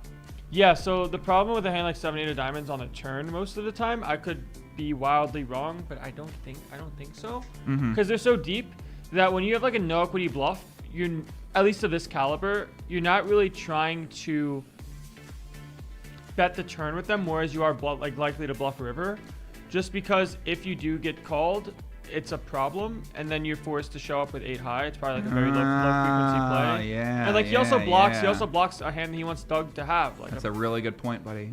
So I mean 7-8 he wants him to have, but he's obviously not gonna have 7-8 in his hand, right? Well, he folds flop probably. Right, 7-8's gonna fold the flop. I mean, a lot of 8s, Queen 8, Queen 7 might be hands that you might want him to have here. Somebody did have an 8, Joey. You were right. I knew someone had a fucking 8. They always have an 8, man. They always have an 8. The backdoor straight also came in, as it always does. I mean, listen, makes sense. 7-8 makes sense. Okay. Yeah, so like most of the time these hands, like, yeah, he also blocks 7s and 8s, which he wants Doug to have too. That'll call the flop. Makes sense. You think that'll call the turn 2/3? It'll fold the turn. Eights. That's the problem. I see what you're saying. Okay, Yeah. so you think 8s and 7s are folding the turn? I think this is probably a high frequency check, and like maybe. Yeah. Sometimes you got to give up. Oh, for sure. I overbluff way too much, but yeah, there's a lot of spots in heads up where you just have to give up river. Well, just like that, guys, Supreme Leader is back in the mix, and he's officially. Hold on 1 second. I'm gonna ask. Let me see if Chewie's on. We're getting some real time. We're getting some real time assistance from the god of WSOP.com, Lucky Chewy, Andrew Lichtenberger, a true god amongst mortals when it comes to the game of poker. Anthony Glenn says, "Hey Joey, can we do a giveaway today? I could really use a 1 in 3K shot, $100." Yeah, Landon, we have $200 to give away. So I'll choose somebody's Venmo in a little bit. I'll let you know. We're gonna ask you a question. Answer the question with your Venmo, and I'll send you money on there. Okay? Perfect. Tyler Sullivan says, "This is the dynamic duo poker broadcasting. Absolutely entertaining as well as insightful on learning. Awesome job, guys." Thank you very much, Tyler. That's very nice of you, man. I appreciate that. I've been really enjoying doing commentary. I'm excited to get back to making some edited videos as well, too. Got some stuff in the works this week. We're doing a video on Chance Corneth. That's going to be up Thursday, I believe.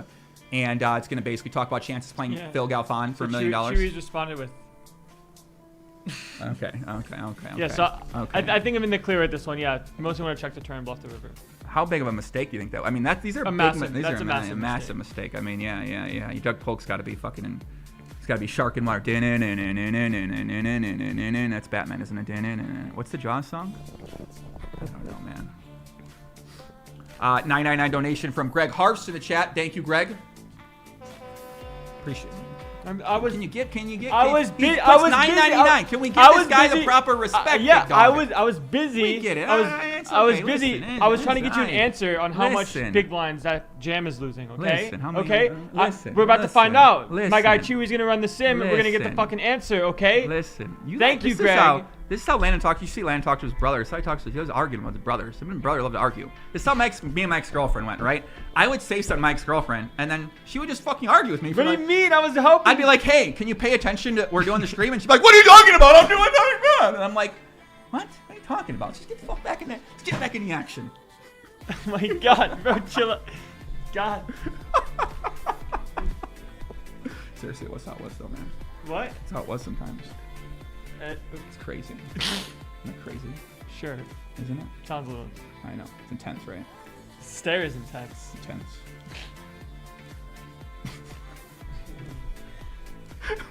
Leave the screen. Just fade.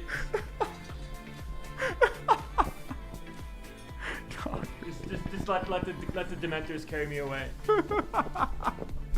Oh yeah. I like the hat on you, man. It looks good. Right hand side. It's the Miami vibe. Cuban poppy hat.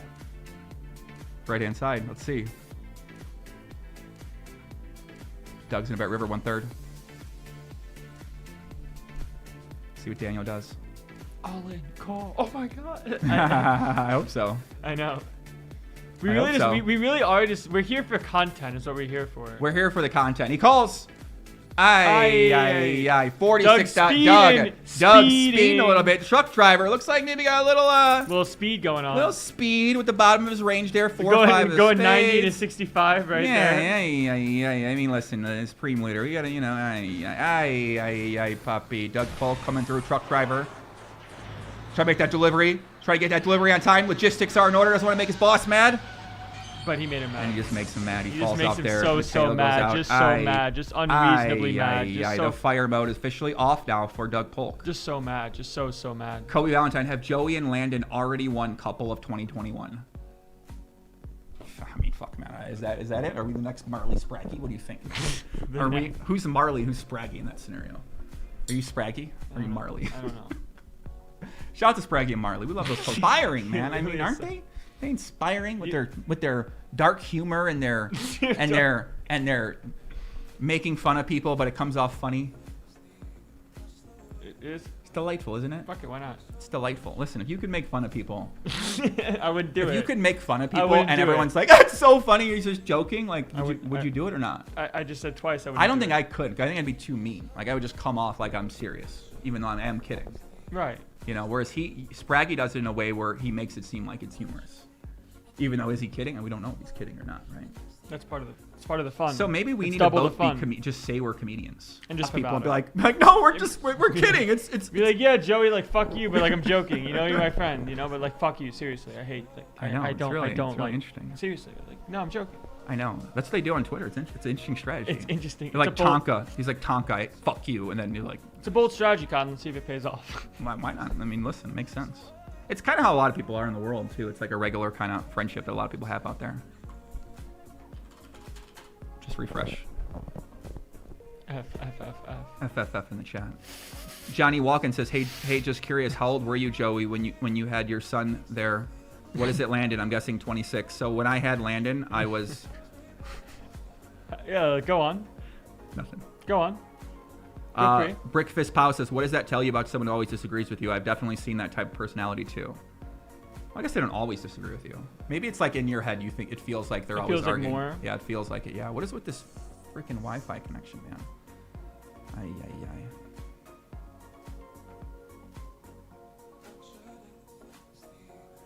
Sorry guys, we're lagging here a little bit right now. Wait, is your internet kind of? Yeah, the internet's messed up. Yeah, we're using this hotspot right now. What if your internet's fixed now? I don't know. I don't know if it will. Sorry, guys. Sorry about that. Sorry about that mix-up, guys. Real sorry about the delay. Nothing tilts me more than fucking lag on my broadcast. So, god damn, what's happening? Puppy. Come on. Ay. Sorry, guys. We got it working now. It's good now. So 3-bet right-hand side. Sean Kanaja, Poppy and Landon should be paid a lot for broadcasting this. Well, you're going to find out what happens this year, my friend. You're going to find out. I think Brames keep dropping right-hand side, 3-bet pre-flop, bet on the flop.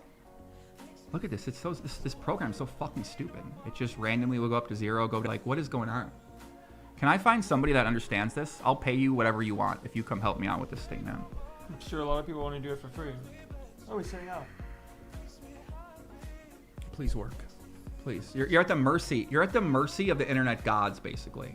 So I'm streaming on now because my crappy internet I have here in Vegas apparently just stops working randomly. Like you never know when it's going to start dropping a lot of frames, unfortunately. So this is the time. This is the day to decide to drop a lot of frames. So Daniel is sitting out, guys. Sorry about that delay. Sorry about that. Hopefully it goes smoothly for the rest of the broadcast here. We are about an hour and 20 minutes in. We see Daniel take a lot of these breaks. It looks like right now it's about even in the match so far. Daniel might be winning a very small amount, but You're on what? But yeah, it happens, man. Are we gonna review that hand? Which one do you want to review? It's up to you, man. I'm waiting for you. Yeah. Which hand do you want to review? Pick. It's yours. Which one? Wait, what's wrong with you? What's your problem, man? Which hand are you talking? I don't know what you're talking about. You told me that we were gonna review a hand you played. You told me this 5 minutes ago. Well, I'm trying to get this lag. Sometimes you get distracted, you know? You get the lag going on. You know? So what's going on, I'm like Joey? I'm trying to do 10 things. Crazy guy. My internet's not working, so it's tilting. It's the most tilting thing. I'm holding my composure and being tilted right now, but it's tilting. I understand. You know, you want things to go well. People tune in. You want it to go well. You know what I'm saying? I understand. That phone on there. Who's in the chat, man? Kenora out there. What's up, Kenora? They're on break right now. Daniel. Actually, Daniel just came back. You're not on break anymore. He just came back. Use Ethernet cable, Joey. I agree.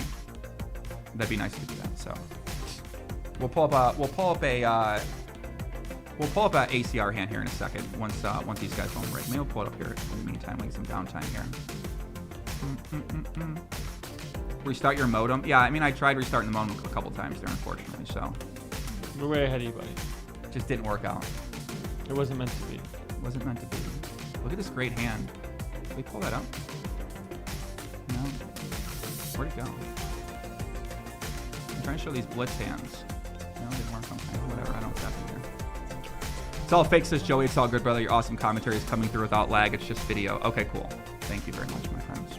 Thank you, me. Thank you, me.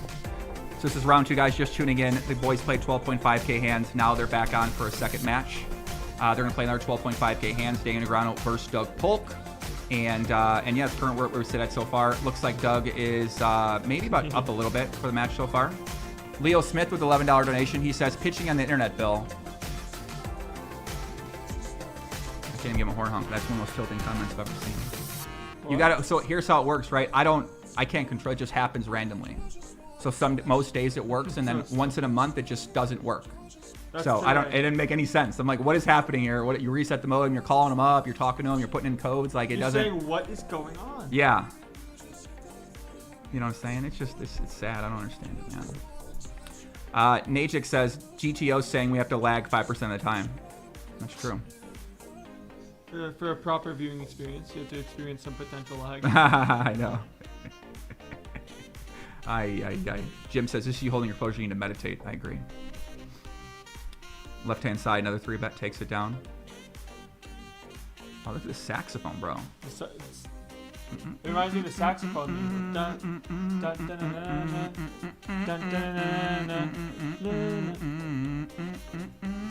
at all these Gazzo clips. I took a lot of screenshots of this of the match.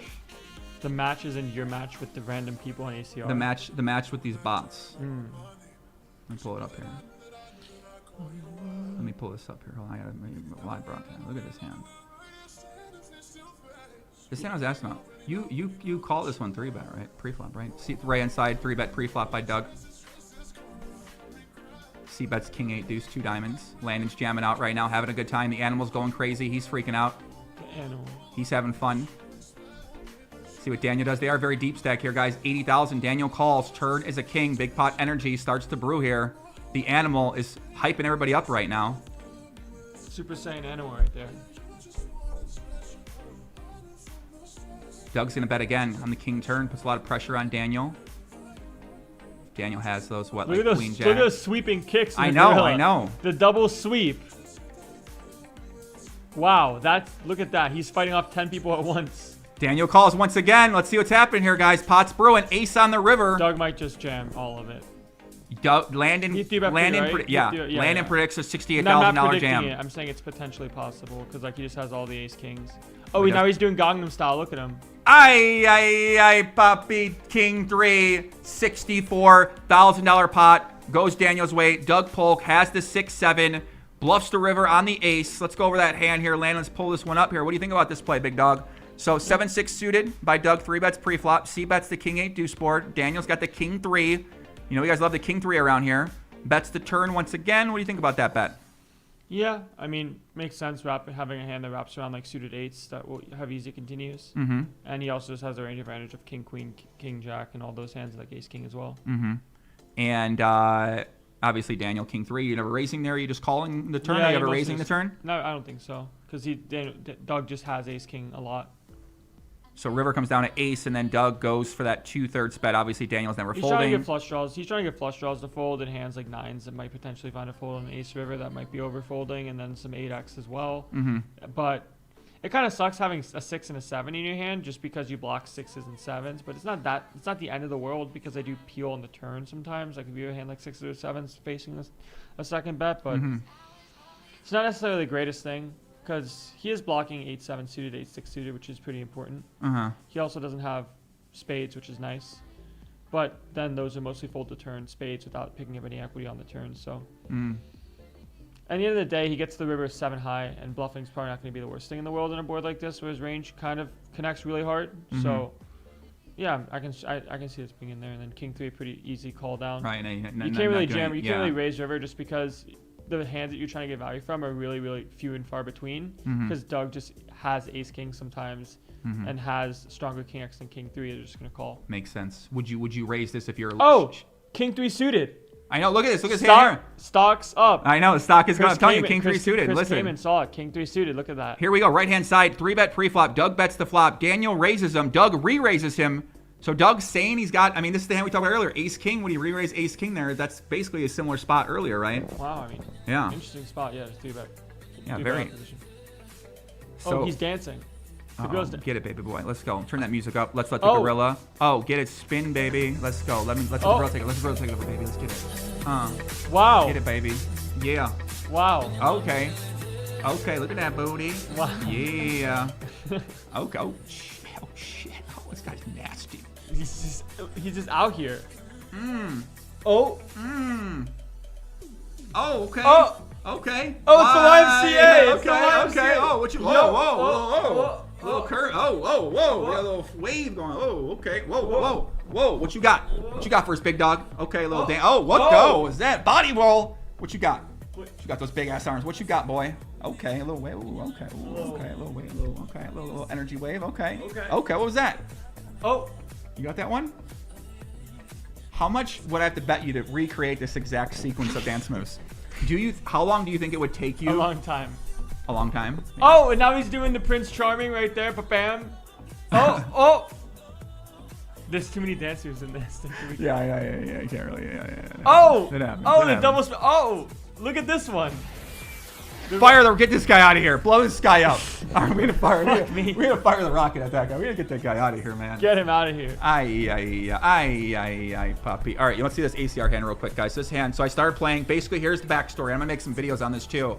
I started studying Hold'em again. I've only played Pot Omaha since like 2012, right? So 2012 to 2020, I've only played Pot Omaha, the great game. That's all I've really played. I used to play Hold'em before that, from 2007 to 2012. And I switched to PLO because I wanted Supernova Lead on Poker Stars, so I did it a couple times playing PLO. So I just started studying Hold'em when this challenge started. So Landon got me fired up. He's always real fired up when it comes to Hold'em. Like sometimes you have friends who just really love things, and then their passion and their excitement for what they do bleeds off on you. So talking with Landon, it's hard not to want to learn more poker. And then with the challenge going on, I said, why don't I study Heads Up Nolan Hold'em? So I found a great program. I started studying Heads Up Nolan Hold'em. Then I started studying 6max because they have a 6max trainer on there as well too. Oh, wow. And then naturally, I decided I wanted to go play against the ACR bots. So I've been studying at least 1 to 3 hours every day, where I just go over hands, run spots. Sometimes I'm asking Landon, and yeah, so now we're getting in the mix, and now I've realized I don't know how to play a few spots, right? One spot I haven't studied. Just a few. We'll kind of most of them, yeah. Just a few spots. Blind versus blind. I have not studied that at all. And just a few spots. These guys are taking it to town on the blind versus blind. Single race pods, I think I have pretty good handle for, except when it gets to those real intricate decisions on the river. But is that true, Joey? Yeah. Is it? Okay. No. Which part? All of it. Which one? It's fucking difficult, man. It's a difficult game, okay? You don't got it figured out. I'm figuring it out. No one has it figured out. I'm figuring it out. No. Maybe it's simple. I'm gonna figure it out. Are you a bot? I'm gonna figure it out enough. I'm gonna figure it out enough to make. It's okay. To make a lot of money. It's okay, Joey Bot. You think I'm a bot? Joey Bot. You think so? Why not? Should I make that my screen name? Fuck it, why not? You know I actually have a screen in there. I do. I understand. Right? I know what it is. Let's not tell people what it is, but I have a screen with bot in it. So, okay, this hand, right? Where'd it go? Bow. What was it? I'll get this. Okay. So, King 10. So, I open here pre-flop, right? With King 10 suited. Okay. That's normal. What's going on here? Got it. What the fuck's going on? Okay. So, I open King 10 suited. I'm about 1600 deep, I believe. Okay. Small blind just calls. Click the play button. No, it's a screenshot. Okay. So big blind squeezes, and we're about 1600 deep. So King 10 suited, is that always a call to a 3-bet in position with this like Yeah. Questionable small blind player who just called pre-flop. Action player for sure. Right. And then as we get this hand, right-hand side, king 7. Doug makes a better hand. The river shows it down. So on the flop, here's what happened. So there's 43 big blinds, 47 big blinds. I see the flop. I know. Well, you see the hand. It's a great scenario. So Jacks checks. This guy bets 1/3. I call 1/3. B money check jams for 67 big blinds. This guy goes all in for the rest, and then Yahtzee, I guess. And then I call, and that's pretty standard, right? Yeah, I mean, I think so. Look at that turn. That sweet turn, having them both dead. 4K pot. Let me see something. Let me show you that one. Look at this. Oh my God, look at this, guys. Things we love to see right here. There's not better feelings in the world than this. This is one of the greatest feelings in the game of poker right here. Let me pull it up here. You squeezed under the gun, and he 4-bets you, and you've got aces. Obviously, he's got kings, and we stacked them. So it is what it is. We're doing. It's going fine. Let's stop talking about that. Let's get on. Let's move on. Landon's in the mix right now. He's dancing. He's feeling the music. He's feeling the beat. You're really gonna love like casual like festivals and stuff like casual festivals. Yeah. Probably not. Yeah. Should we make Melissa a mod? What do you think? Why not? She has to eat salad from her backpack first, though. Why not? Why not? Why not? In. She's in. In. Let's get it. Is that okay? Right hand side, we got a little something brewing here. Queen 9-5, 2 spades, 5 clubs on the turn. This is a fire playlist right here of like non-copyright music. It's so right, like so non-copyright music. It's pretty strong. It's so good. Faces book says that was a hard spot. No, that was not a hard spot. It was just an action spot. Okay? It's just an action spot. It's an action hand, right? So the king 10 spades to call the 3-bet. I'm pretty sure it's a call, but I'm just not that deep. I haven't really studied that deep a lot yet. So see what happens. You know, you take 3 cards off. I'm 1 month into Hold'em. Okay, you listen, man. You take some. You gotta learn it, right? But I'm loving it. This is a fun game. This is a fun song. You can 4-table zoom and just play for hours. Even though I'm only playing 2 tables because I'm trying to focus on each decision. But as you should. Yeah. And then you get the dance move where you cover the thing. Mm-hmm. Dude, I got one hand. Did I show that one hand, right? Which one? Where this hand. Why do you keep having aces every fucking hand? Literally every hand. No. Hold on. Every single hand off stream. Every single hand off stream. Chat. Joey's had aces in like 6 of the Gazzo clips. 6 of them. Well, it's all kind of the same. This hand. Look Phil at this. Phil Nagy giving you some setups off the rip. Look at this. I cold call the open from this guy. The big line squeezes. This guy just jams. Easy game, easy life. What do you have? Kings? They both had kings.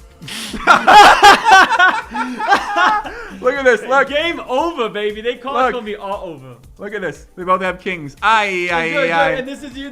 Just. Let's go. Can you imagine us streaming this? Right hand side 3-bet pre-flop. Doug gonna overbet the flop. What's going on here, Landon? Ace, queen, deuce. 3-bet pre-flop by Doug. Overbet the flop. Takes it down. Nice hand. Nothing to see. This is you. Amen. They both have games. How do they both? I know. Listen, that's when I know. That's when I knew. Action game. That's when I knew Phil Nagy activated it. Activate. Thank you, Phil Nagy. Thank you, me. Thank you, Phil Nagy. Right hand side, another 3-bet here brewing from Doug. Very aggressive match. The boys are getting deeper. 89,000 or 82,000 deep effectively on the right hand side. So we may be gonna see some fireworks here, boys. They both have games. And you haven't played with ACR for what? What? This was like day 2. Day 2? This was day 2. I aces versus kings. These poor guys, man. This is what I was doing. I was like this. Boom. Like, just grooving, man. Here we go. Here we go. Vibing. Lock in, boys. Right hand side. Get the catch him in the corner. What the fuck? What? I want the catch him. Why do you want to catch him? You love this guy. All right, fine. We got popcorn right hand side. I feel it. This song is a banger. Mm-hmm. Look at it in the corner. It's so good. Mm-hmm.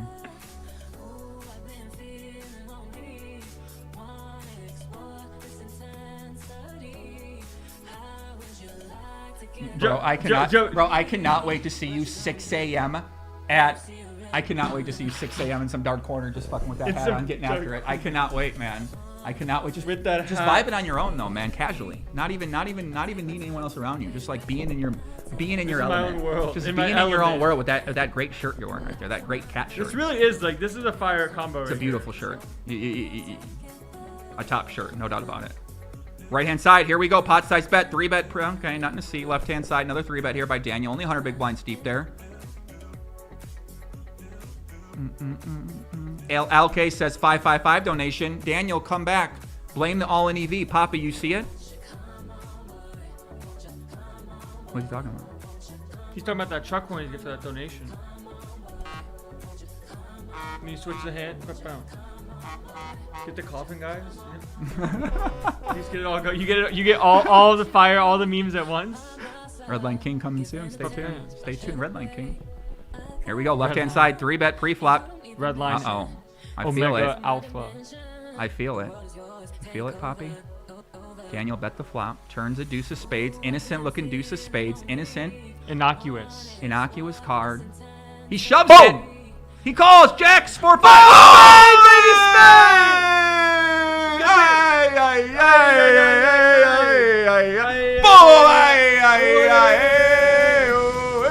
Four, 5 of spades. Gets it in. Doug Polk. Fire mode. Let's go. $80,000 pot goes a supreme leader's way. There's big total alert on that left-hand table. Doug Polk with the Miracle River. I don't know about that call. Look, the backdoor flush gets there like it always does. It always comes in. Puppy. What was going on there? I mean, was that a call on the turn? I mean, Yeah, you got to call it the Let me combo pull up this replayer sponsored by Landon and Cat Jam. and Cat Jam. Here we go. I mean, we got some pots brewing here. 333. Look at that left-hand side. That's numerology. That's a symbol right there. 333. 333. 333. All right, let's check it out here. So Jacks, 5-6 spades, backdoor straight draw, backdoor flush draw, bottom pair, calls. Daniel jams the turn for 30K, 1.5x's it with pocket jacks. Doug snaps him off, and just like that, watch it again. Watch it. You ready? Boom, boom. You ready? Boom. Boom. What could Ready? it be? Boom.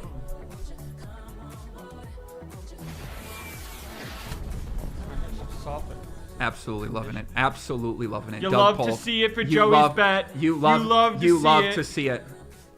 Obviously, Daniel played the hand well. Doug Polk Yeah, of course. call. Is Very call on the standard turn? hand. Yeah, Is of call course. on the turn good? Definitely. Is call on the turn? That's call? Really? Yeah. I mean, Yeah. definitely. Okay. They don't have a hand like Queen Jack of Clubs, right? Okay. Oh yeah. Okay. I see you're saying. So you could be ahead of some flush draws. You You could be might ahead have of too. some stuff, and you also have enough equity in pot share to. There's like enough money in the pot already to where if you call, you're getting the right price kind of thing. So you just kind of play. You gotta play the game. You know, you can't be like 4 or 5 of clubs. I don't know what to do here. I gotta let it go. No. You got to get the fuck in there and battle. And you gotta You gotta and then take you it just to the gotta bang straights. off the 3 of spades. Easy. You also have suicide equity here too. Actually, Right. we changed that name out of respect. To steaming equity. We changed that to jump off the bridge equity. So Which is the effectively great. the same thing. I guess so. Yeah. Yeah, The great, you make a good point, buddy. The jump off the bridge equity is that when you make a call, that even though you might not be a mathematical favorite to call, you shouldn't call them. That's not on your side. But when you stack your opponent, you make them want to jump off the bridge with their chips. Their chips jump off the bridge. Not they're going to jump off the bridge. You make their chips. But they might too, you know. Their chips jump off the bridge. We're certainly not advocating. We're not advocating. We're not advocating for anything like that around here. Not in these parts. Don't get canceled 1 year into your career, buddy. Okay, come on. Who's advocating? No, we're not advocating for that. No, It's a we're very not. serious We're issue out there, man. We're not. Very serious issue, especially with COVID right now. Isolation and everything. I'm saying ain't good. Big Daddy Cool says, Happy New Year's, boys. Keep up the great work. Thank you, brother. Appreciate that, Big Daddy. Appreciate that, brother. Big Poppy. My guy. Landon is literally just absolutely crushing the chair dance moves right now. This guy could win a chair dancing competition right now with the best of with the them. money with the flavor this guy's bringing out right now. Hold on, I'm missing some flavor. Left hand side 3-bet. Daniel bets the flop, gets called on ace jack. Now this is one fun guy right here, Joey. Here we go. 2 fun poker guys here calling action. Doug Polk takes it down left-hand side, right-hand side. No 3-bet pot there by Doug. They've got one guy who constantly keeps promoting this girl's vlog. I appreciate your support for your friend, but we got it the first 5 times, my friend. We get it. It's okay. Nick says, Landon, would he beat Doug in a heads-up challenge? Probably not. He's really good and studies a lot and have to get back into the lab and get after it. So, yeah, Doug's probably beasting right now. back to dancing. Nothing ever good happens on a king 7-3 board. Here we go. So Daniel calls the 3-bet pre-flop, calls the c-bet, ace of hearts on the turn. Let's see what goes down here. Yeah, Melissa says, get this man to a disco. Absolutely. We should all go to a disco. We should all go to the disco. Absolutely. A private disco with only few number of people. Social distancing in order. Masks obviously are going to be worn, of course.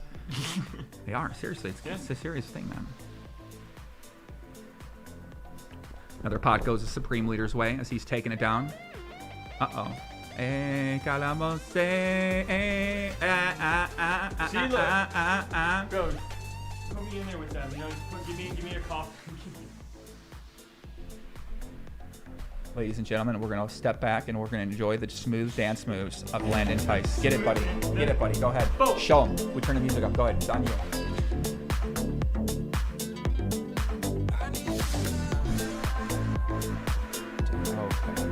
Okay. Nice move. Little airplane right there. You see that? You see that move? That's the gorilla move right there.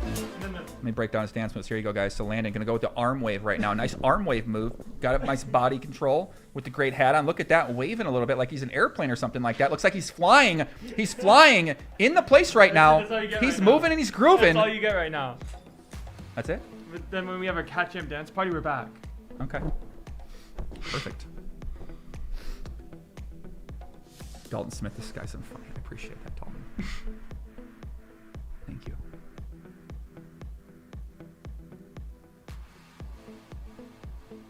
The vibes really are unprecedented right now. That guy came in there.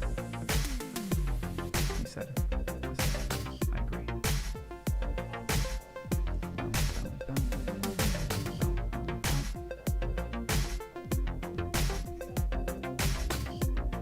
This music's crazy, isn't it? That might turn this on. It's addicting. Nothing brewing here, guys. Couple Stingeray's pots. Nothing eventful happened. Landon's rocking the Nolan Hold'em hat over here. As you guys can see, if you're wondering where that hat's from, that's basically the hat I typically wear when I play Nolan Hold'em. And Landon has adopted it as his own, so we're really much enjoying that. It's true. The hat shows me, you know. It's like you know, like the sorting hat in Harry Potter, where like it shows like Gryffindor and stuff. I like this hat. Shows me for Nolan. It's not my hat. So I get to keep the hat. Your hat now is what you're saying, right? So you pulled the robber on my hat. Quick, I used the robbery card. You came in there with a little robber. I came in like the SWAT team, stealing the pot. Exactly. It looks good. I don't know, man. I love this. Overbet here on the right-hand side by Negreanu. Melissa says her wife just divorced her after she saw Landon's hand. So Landon obviously making a big impact on the ladies out there in the chat. Big impact. Danny. Shout out to our man Danny, the meme god in the chat right now. What's up, Danny? Right-hand side. Flush for Daniel as he overbets that river. Very nice hand for Daniel. 16.9K pot goes his way. Alex Duval with the 5 donation. Thank you, Alex. He says, how many edibles deep are you guys right now? We are currently 0 edibles deep. Landon's never done an edible at all, so he is not. We appreciate the donation. Thank you very much, Alex Duval. I love that headshot of you looking good. Looks great headshot, man. I like that a lot. Clean. Looking clean, buddy. Nice clean man. Loving that, man.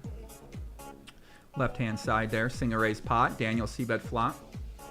Gets called, turns a 5. Let's see if he continues. He does check back. Flush gets there on the river. There's Landon, very, okay. Wow. Look at that pose. So Daniel leads river for, Doug leads river for 80% pot? Yeah. He's going to be bluffing here with like Jack 9, Queen 10, stuff like that. Ace deuce. Backdoor straight. Aye. Nice hand by Doug. So Doug check calls the ace high. Check, turn. Leads pretty big on the river. Gets called. Extends his lead so far. It looks like Doug's probably up just a little bit. I'd say Doug's up a little bit less than a buy-in right now. Day 1 of many more sessions to go. Right-hand side, another pot-sized bet. So Daniel is definitely taking out these pot-sized bets today. We have not seen him do this so far in any other sessions where he's this aggressive with going with those large bets. And he does get check called. River is a queen. Queen Jack makes a straight. So 9-7 there for Doug. So Doug, he had it. Flopped a straight. Was he at Mexico? No, he's got second nut straight. And then got a bad run out, Yeah. Definitely not good run out there for 9-7. But luckily he gets a showdown cheaply and takes it down.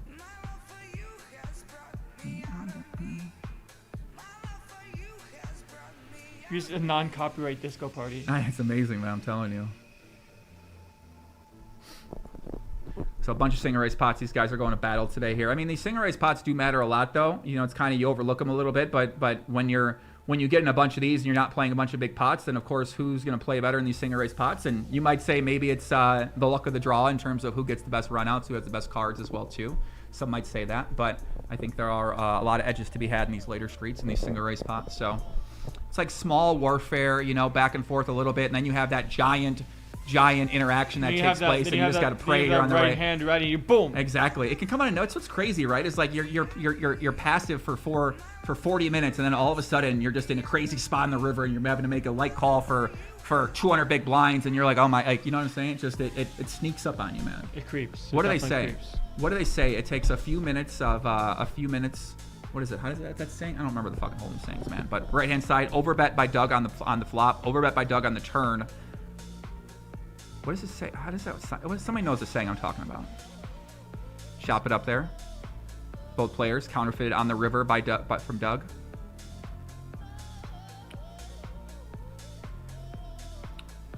Z Wee says quads, backdoor quad draw for Doug Polk on the left hand side, takes it down. Very nice hand there by Doug. Yeah, N2 Deep says poker is a sad addiction for vast majority. Is that true?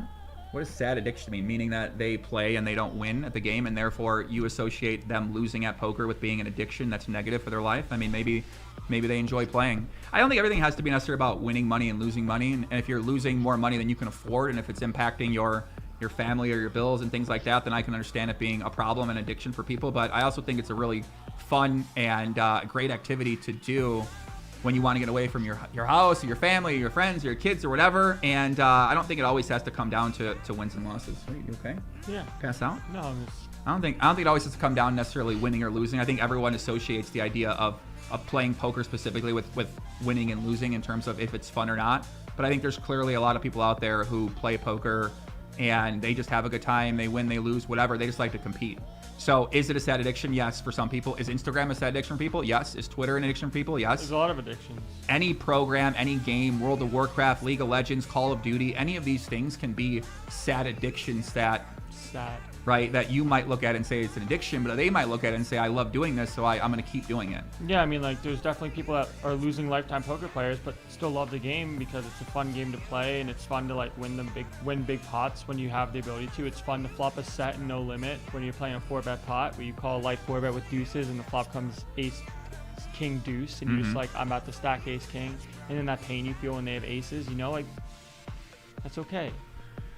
It's a fun game, you know? Yeah, I think people really take the fun out of it a lot of the ways, like, because they're so obsessed with, like, they watch all this strategy video and they think they need to play every hand perfectly, right? And it gets in their head of, like, they you got to play perfect or you're not having fun. Exactly. That's what I think's happened with poker, is that it used to be this thing where you could go have a good time, mix it up, you talk a little bit, you have a good, like, it's not as serious of a thing. And now what's happened is a lot of the content being put out is mostly by content creators, and the way that people are building up audiences is they want to teach you and tell you how to read a solver, and then they're just basically saying, oh, here's what the solver, here's what it is, whatever, right? So a lot of the content is being designed that way. So I think what's happening is that more people are saying, well, the way to play poker is to win at poker, and there isn't enough focus on just having a good time, making some plays sometimes. That, like, it doesn't need to be like, I need to squeeze out every single dollar out of my hourly and I need to make as much money as I possibly can. And of course, there's going to be a lot of people who are like that, who are obsessed with money and business and capital, and that's all they need to have success. And if they don't have it, they're going to be so unhappy. But you know what? It's not necessarily everybody. So I think that needs to make more of a focus for people out there when the idea of playing poker, more of a fun social game versus like winning or losing money.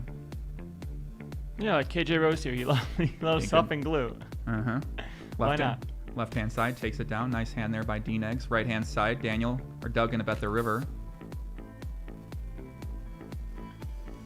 See what D-Negs is gonna do. Takes it down. But yeah, I mean, I think, listen, if you're playing like online cash games on a public site like a ACR, then you know, that's not gonna be necessarily. You need to get really good. The only way you're going to win on there, and even really debatably have fun, because some of these guys are playing slow, like, yeah, it's another story altogether. But I do think tournaments are great. I think that's why the poker applications are getting so popular, is that once people do play in the poker app clubs, they have a really good time and the player experience is high. People are making plays. They're not playing in line. Like, there might be one or two tight players, but overall people are mixing it up. And I think that a lot of players want to play poker and they want to play Queen 7 offsuit. They want to play these marginal hands, and you can do that against other players who are also playing Queen 7 offsuit. But when you're playing in a game full of guys who are just playing like the top part of their ranges and they're not really making many mistakes, the guy with the Queen 7 offsuit very rarely, if ever, going to be able to win in that kind of scenario. Of course, they can get lucky, they can cooler someone, and that's going to happen. But in the long, it's not very enjoyable for a lot of guys. And I think that's why we see Poker Bros and we see X Poker and we see these applications become really popular, not only because the game host is incentivized to keep marketing his club. He also has agents who market the club as well too. So those guys have direct incentive to sell that to a potential customer to get them on board. So once they get on board, they realize, hey, this experience is nice. I get to play on credit. I get to cash out every Monday or whatever your deal is. And it's also really easy to do. You can play on your phone. You can do it from anywhere. So one of many reasons why I think the applications are only going to continue to make the great rise. Poker Bros said they want to spot. Well, should I go deal with Poker Bros? What do you think? Poker Bros said they're expanding. 2021, they came to fuck it up. They did. Because what's happening right now in the application-based Is poker 2021 world, the year of the bros? it might be. It might be the What's year that? of the bros. Well, Saturdays are for the heating boys. up. 2021's for the bros. Okay, you want to go with that? No. Let's do it. Why not? Fuck it, man. Two fun poker guys out here having a good time. But what's happening with the applications is now Out here on a more Monday poker afternoon. applications are coming out there. There's a lot of ideas that are in the works in terms of basically what is an app poker application. It gives you a way to play poker. So in the past, we thought all we could do was play on these regulated, centralized sites like a Global Poker, or ACR, PokerStars, whatever. Now the new model comes in with some type of innovation that is able to circumvent what we think are these legalities and regulation requirements. And now they present a business model that has allowed these companies to thrive and to make millions of dollars. So now they want to expand, they want to gain market share, they're competing with other companies. Other companies now see that, they're coming in and they're creating programs too. So we're basically going to see a battle of those companies. They're going to start spending some of that money on marketing. Exactly, Clash of the Titans. You got PokerStars competing with GG on a bigger scale, worldwide scale as well too, even though the application, you can play those worldwide. So it's a good time to be a poker player if you want to play games, because there are a lot of games. It's just not always clear. The time is now. Time is definitely now, especially for landing, man. Time is now for you, kid. You know me. Basically, my point is that a lot of opportunity out there, a lot of games to play, a lot of game types to play, great players, bad players, weak players, small players, all over the place. So, amen. God bless research. God bless the poker market. God research. bless Phil Nagy, American. God bless Phil Nagy. Is Phil Nagy one of the great? Like, is he like should he be in the Poker Hall of Fame? That'd be a hard sell, probably. You think so? Yeah. I think Phil Nagy should be in the Hall of Fame. We get a check raise on the left-hand side. Yeah, Ian says in Brazil they play PP poker. Yeah, that's true. Brazil, I heard Brazil's popping down there. So left-hand side, we see a check raise by Doug. Gonna bet the turn. Queen 10, turns a jack. Daniel could be calling it a 10.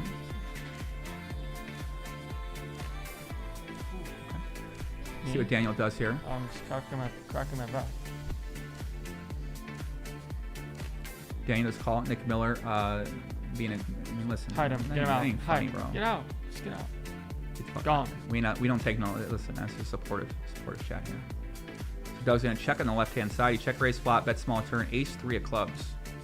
Interesting. What do you think about that check raise, Poppy? Where? So Doug, look at this hand. Okay, let's do it. Hand review. Hand review with Big Poppy and Landon. So Doug check raises ace 3 offsuit small. What do you think about that play? Huh. Not sure. Interesting. So Doug has ace 3 offsuit. That's the turn once again as well. Interesting. River's a pair. Man, 4-bet alert, left-hand side. Here we go, guys. So Doug with another 4-bet. They are about 54. All in. Call aces versus kings. No way. Oh my God. Doug needs a king. Doug needs a king. King. $108,000 pot goes Dan Negreanu's way as the energy builds up. Boom, boom, boom, boom, boom. Aces versus kings there for Daniel Negreanu as he takes down a $100,000 pot. The energy built that up there, and you really got to feel for, you got to feel there for the Supreme Leader Douglas K. Polk. Daniel just ships it in there with the aces. Very, very, very. That happened so fast. Let's check it out here, guys. So that really did happen fast. So 3-bet, obviously. Doug 4-bets. They're 54,000 deep here. Daniel rips it in with the aces. What do you think about that play? I think you chop. Normal? I think you chop sometimes, then you also just jam. Wow. Doug snap calls. Aces versus kings. Interesting. $108,000 pot. Jack 6-5. Turn 3. River is the 7. And just like that, $108,000 pot goes Daniel Negreanu's way. And it looks like he might be taking the lead for this session. And that's sort of how poker goes sometimes, guys. That's no limit, baby. That's no limit, baby. You grind out those single race pots. You fight back and forth. And then you get aces. Like I said, that's what I was discussing earlier, right? It's like 45 minutes back and forth. Nothing kind of happening. And then you just have one massive explosion where it ends up like this. Aces versus kings. You get all in. You play. You make the right play. You do the right move. But you can't be too hard on yourself when you're Doug Polk and you got those kings, because that's how poker works. It's just sometimes you're going to lose. Sometimes you're going to run into a cooler. Sometimes you just get wiggity waxed. Sometimes you just get wiggity waxed. And we've seen Daniel definitely running better so far this session. He had that 9s earlier versus the ace king with the 9 in the river. He's got the aces versus kings now. So definitely going to be nice to see Daniel running well this session. Maybe we see a little bit more even of a match. What can you do, Melissa asked? Nothing you can really do in that situation. I agree. 4-bet on left-hand side is firing him. The aces machine gun throws the rock. Boom.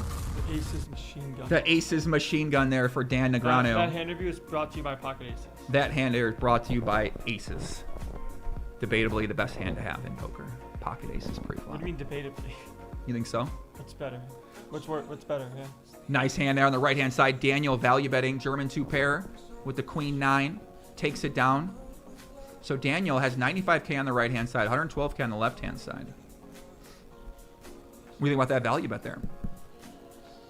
Interesting. With the queen 9. Yeah, makes sense. Pull it up here. Replay of the day sponsored by Pocket Aces. So queen 9 offsuit, flops top 2-pair. Just check calls. So they're, I mean, they are deep, right? So I guess you don't want to check raise queen 9 offsuit there? It's top 2? It's interesting. I think you'd mostly want to start getting some money in, but okay. Yeah. Moving on. So turns a 10. Check call once again. River is a jack, and he leads for 3,100 and 10K. Interesting. I'd lead for a smaller size, probably like 10%. Why is that? Why do you like 10% better than 3,100 here? Because you give your bluffs kind of a better price, and you kind of force them to call, and you're not really bluffing very much anyways. Mm-hmm. Interesting. Pretty cool. So... Because we just have like a pretty... I mean, Doug does have a decent amount of King X in his range. Like some King Queens. Yeah, but I mean, you have 2-pair and a board where you get called by worse for sure sometimes, so... Makes sense. Interesting. I mean, most people wouldn't find this value bet. I mean, that's what I'm saying. That's a sick value better here. I mean, there's a king and the ace makes it straight. I mean, the problem is, like, Doug also has ace-king sometimes when he takes this line, for sure. So it's like, you can get put in the blender here. Yeah, I mean, it's you can get put in the big blender. Right. I mean, big blender meaning Doug just makes a massive raise here. Right. Big blender means when Daniel bets 3,000, Doug just makes it 25,000. Do you think Doug's always betting ace-king on the turn?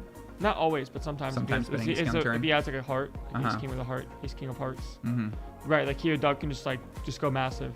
Right, if he has that ace-king of hearts combination, yeah. Or he has an ace-heart blocker potentially in his hand as well, too, so he's got some improvement if he hits the jack, but also he could potentially turn into a bluff on a heart. That makes sense. Yeah, like ace-king, king of hearts, ace of hearts. Might decide to bet that sometimes in the turn. It makes a lot of sense. It's a very nice bet there. $16,000 pot goes Daniel Negreanu's way. Nice play by him. That's spite. I mean, you know, that is certainly that's something you see from you know what I mean? That's like you call a spice ball for sure. It's definitely a real nice play. Little spicy, little dicey, but gets it done. Yeah, nice hand by Daniel there. Right hand side, Daniel making another value bet in this river. What do you? How often do you think he's value betting that hand? I'm not sure. Is this a?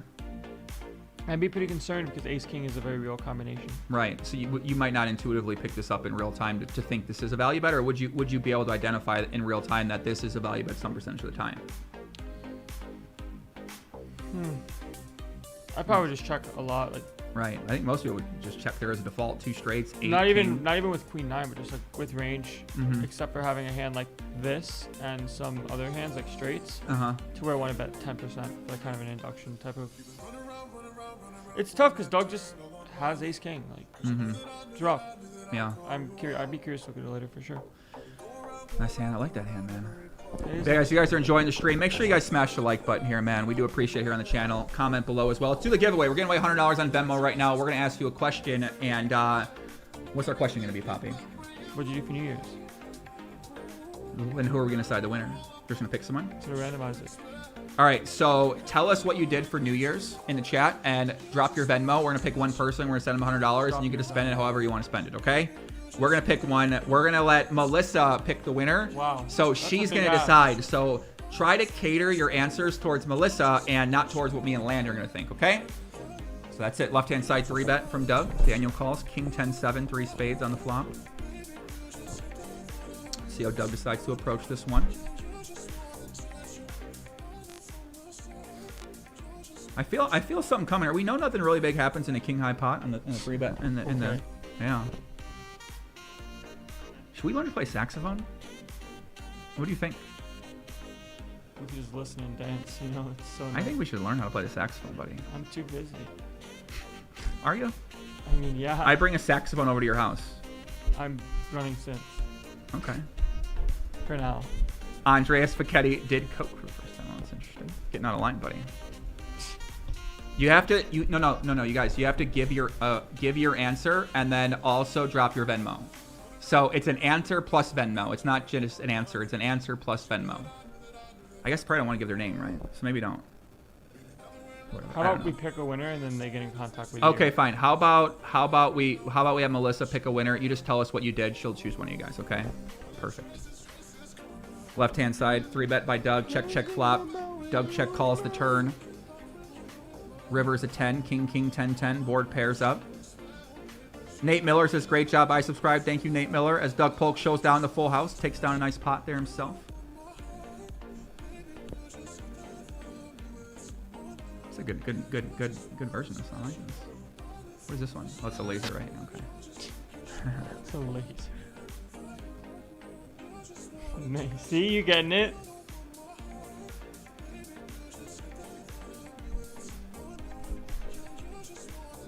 Happy New Year! Aye, pop it, baby! Aye,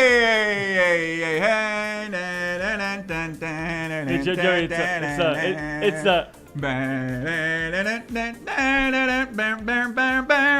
Happy New Year, everybody! Welcome to 2021.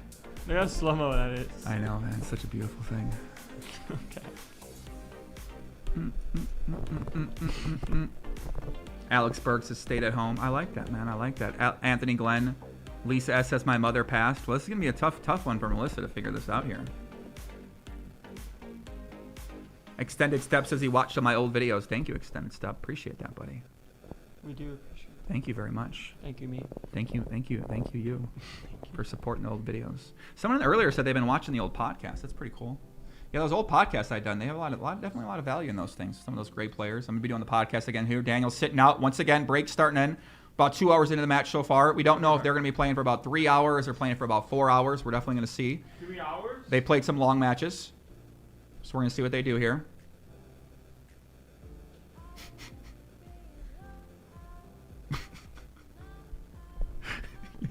You get so impatient. Walking around stumbling. Pop. Okay, Melissa says there's 2 things. Guys, we're going to choose someone in the chat. We'll send you the 100 on Venmo right now. And that's what it's going to be. So we're going to find out who the winner is. But yeah, guys, break sitting out here. Daniel's going to do whatever he does when he sits out. We don't know what he does. Maybe he stands up. Well, let's all stand up. When he takes a break, we'll stand up. We'll stretch our legs. I know we're all kind of sitting in the same position for a while. The match, we don't know if they're going to have another match this week. I'll message Doug right now and kind of see. So yeah, we don't know if the match is going to continue this week.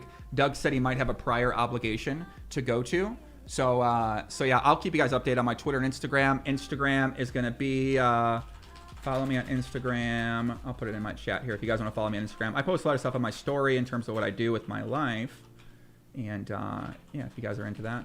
I also post updates on the challenge, what's happening with my content, what's happening with me, what's happening with my lovely family. That didn't work out well. Let me see here. Let me post it. Nope. Not that. Follow. I'll post it up here. Landon's going through the cabinets looking for food right now.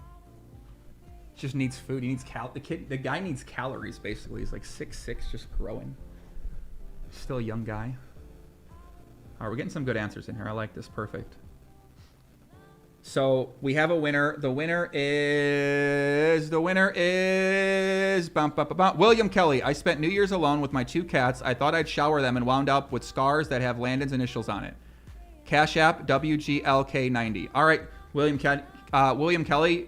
It's Venmo. It's not Cash App. So please drop your Venmo in the chat, William Kelly, and we will send you. We'll send you $100 for participating. Thank you very much, my friend. Back to the action here, as you guys can see, kind of catching up what we've seen so far.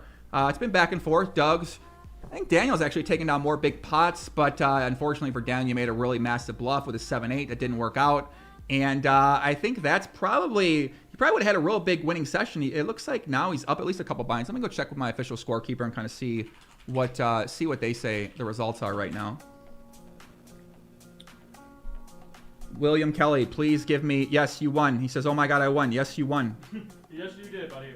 JJ Ponderosa says, I've never watched this before. Are they done? So no, Daniel takes a lot of breaks. Usually when they're going to be done, there'll be a couple, they'll know, right? They'll put it in chat and stuff like that. So we'll let you know when they're done. Sometimes they go away. Sometimes they come back. And, oh, I get that comment. You see what he said? He said, I spent New Year's alone with my 2 cats. I thought I'd shower them and wound up with scars that have Landon's initials on it. Do you get it? No. It's a Cat Jam reference.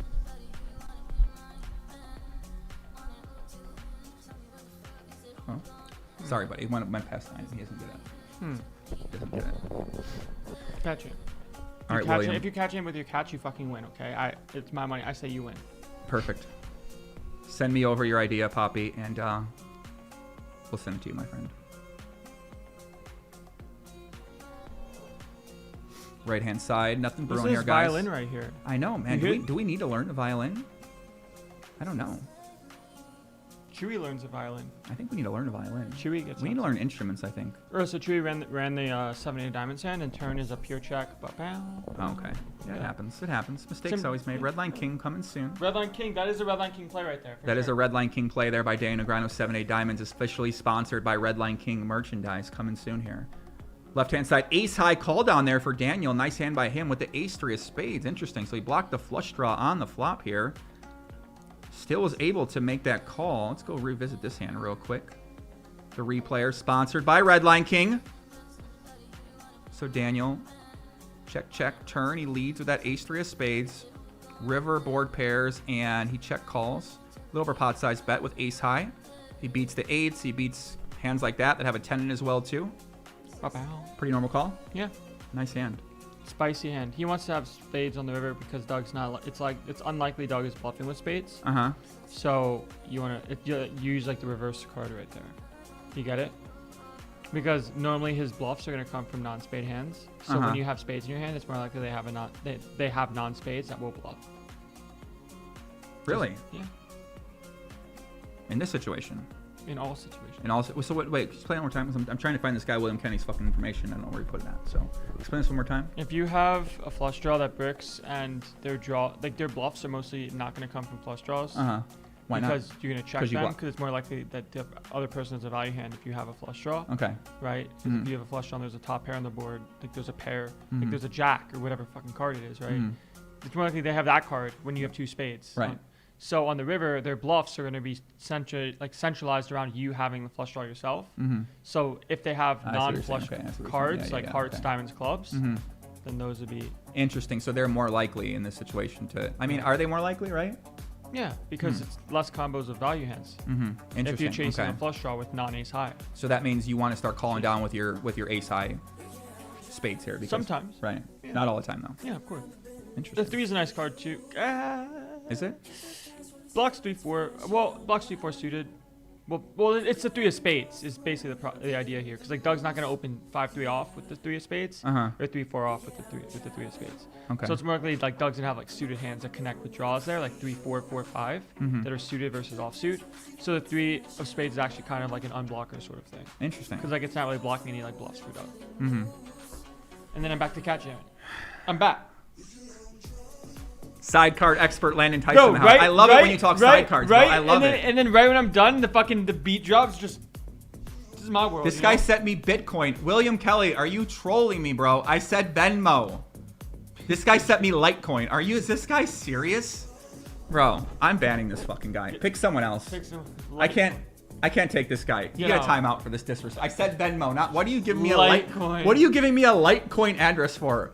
I asked for a Venmo. You sent Cash App and then Litecoin. What are you doing? All right, that's it. We're keeping the money. We're keeping it. Fuck it. We're not. No, fish. Give it the second one. We're gonna spend it on Sushi Samba. That's it. Fuck it, dude. 4-bet alert. Right hand side by D next. Takes it down. Litecoin. What's this guy doing, man? That was the biggest punt of $100. What was he doing? All you had to do is give a Venmo. Times. All you had to do is give a Venmo, PayPal, Cash App, something like that. But Litecoin, really interesting. Why is he dropping the Litecoin on us like that? Dropping that LTC, baby. LTC, baby. Left-hand side, big bet on the flop from Doug. 8-9-5, 2 clubs. 7 gets there on the turn. All the straights are coming in. The whole crew is coming in right now. The whole crew is coming in right now. Let's see what happens here. If Doug's going to make another big bet, he does check back. 10-jack gets there on the turn, actually. But also gets there on the river. For a 6-card straight. Is a 6-card straight better than the 5-card straight, Landon? You know that? It's not. Oh, okay, it's not. Okay. No, unfortunately. Something my little brother would ask us if he was here. So Daniel's going to lead the river. Both flush draws miss. He's basically saying he's got a 6. He's capable of value betting here potentially with like 8, 7, 8, 9. I think he'd value bet here with this size with a 2 pair. Potentially. Not likely though. Yeah. All right, Fish Cake. Where's Fish Cakes at? He needs to send me his information. This contest things aren't working very well. Yeah, no. This is not the system we're using. We got to figure something new out here. This doesn't really work very well. Use like Twitter or something. Yeah, we got to do something else, man. Hashtag Polk versus Negreanu, and then we can see him. He just had no Venmo. He shouldn't have entered the competition if he had no Venmo. You understand? It's a Venmo competition. If he didn't have Venmo, why would you enter the competition? It's like you play it's like people that played the main event and then couldn't go to the final table in Czech Republic. Why would you fucking play it? Oh, I thought you were going with played the main event, but then got the coronavirus. Well, this guy didn't get coronavirus. He just you can make a Venmo. You can just not. It's true. You know what I'm saying? So. Yo, Fish Cake smoke weed and bang scope at $100. This chat's out of line, man. This is not. I might stop doing these streams now. I don't want to talk about these things anymore. Things are out of line. Going back to finance. No, you're not. That's way out of line there too, though. Yeah, no worries. Nothing brewing here, guys. Nothing. Whole lot of nothing. Venmo is US only. All right, what did this guy give us? WGLK90. All right, fine. Let's give this guy Cash App. Fine. I don't even have Cash App. But you're gonna make it for him. I guess I'll make a Cash App. You take over, Lane. I'm gonna get this guy's Cash App and send. I feel bad. He seemed like real excited in the chat too. Yeah. What's he giving me Litecoin for? Come on, buddy. Litecoin. What are you thinking? Litecoin. What are you thinking, big dog? Litecoin. You talking Litecoin? Talking Litecoin. We ain't even talking about Bitcoin. We talking Litecoin. Litecoin. I know, man. You didn't read the TOS. Listen, WSOP can just ban you from the World Series of Poker for getting coronavirus main event. We can ban you for asking for Litecoin. We can do whatever we want. This is our house. Nah. We could, but we're not going to because we're kind. I like this guy. I'm gonna give him anyway, man. I figure his name is Joseph. Yeah. Hi, Joseph. All right, we're back. Thank God. Praise the Lord. Glory be. So while I was downloading Cash App, I'm using my phone right now for this hotspot because my internet for some reason isn't working today, and it basically dropped my signal. So William Kelly, we had to stop downloading Cash App for you. Okay, we don't have Cash App. It is what it is, man. We'll send it to you later. Okay, perfect. Let's get back into it. Just refresh, guys, if it broke. You okay? You want to get up and dance a little bit, man? I'm okay. You want to go up and move around a little bit here? It's your turn. My turn to dance a little bit? Why not? So the boys are battling back and forth today. Kind of even match so far. Saw a few big pots happen there. All right, I'm not doing these things. They just keep putting it in there. Just GG cancel. It's gone. It's done. It's what? It's gone. So it's all gone. It's so frustrating when you try to do something nice. No, not nice, but it's just frustrating when I mean all the viewers like leave out. It's so frustrating. It's so this internet lag. I mean, this is the only thing. This is the thing that makes me want to stop doing like live stuff really and like just do something else. Is just there's so much of these technical issues that go down that are just they can really impact a big show you have, or they can impact something that you're doing and impact your performance. Someone watches it, they're like, "What's happening?" I don't know, man. Got any content plans in the works here? You doing some more stuff with Solve for Why or anything like that? I don't think so. At least not in the immediate future. Not in the immediate future? No. Digital Warfare says, I own a garment printing shop. I'll have your swag printed to market within 5 days, top quality, and I won't be undersold. Joey, you should be making at least $25,000 take home a year on merch alone. Interesting. Okay. Perfect. Right hand side, 3-bet pop brewing here. Daniel C-bet flop. Looks like he's checking the turn. 9, 5, 8, 6, 2 diamonds. Let's see what happens here.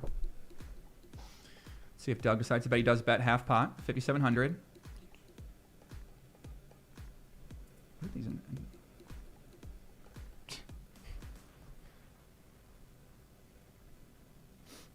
Leo says live streams are most interesting. Don't stop. We got to ban that guy. We got to get that guy out of here. I mean, live streams are real fun because I love talking to people and I love talking to the chat as well too. It's definitely one of the most fun things I do with my days. But I probably think I'm better off focusing on. I think I'm better off focusing on. Doing my days. It is pretty fun. I don't know. I think I'm better off focusing on edited content though. I think live streams have a lot of value and they're really. It's just. I feel like putting a lot of effort into 1 or 2 pieces of highly done, highly like well packaged, well optimized for the platform types of content, and then building a marketing strategy based around that content. I think that's probably going to be more plus EV. It's going to be a better product. It's going to be better content. It's going to be a better business idea versus doing a lot of live streams personally, especially for this one when, I don't know. It's a real interesting kind of thing I'm thinking more about though. So not undecided either way. I'm just something I've been kind of batting around the park and deciding. What do you think, Landon? Live streams or edited videos?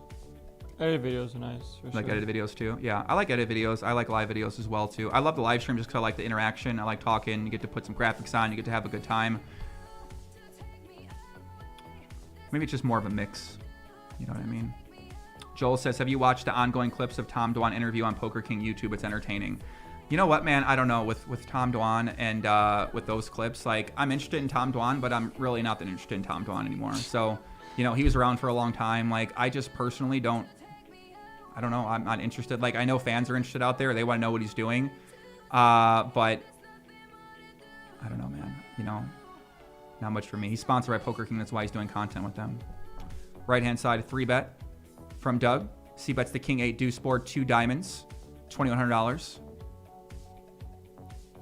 Freest Better says, yeah, right, he likes live streams for super chats. Not really. I mean, the Google rakes a lot from that anyway, and Rake. You're not really making, I mean, you're not like making a living off super chats, donations when you do live streams. Like, I get some donations sometimes, but it's not something you get oftentimes anyway. So, yeah, I mean, you don't really build your business strategy based around super chats with like that. I think the favorite thing about live streams is getting to talk to people, getting to talk to the chat, and stuff like that.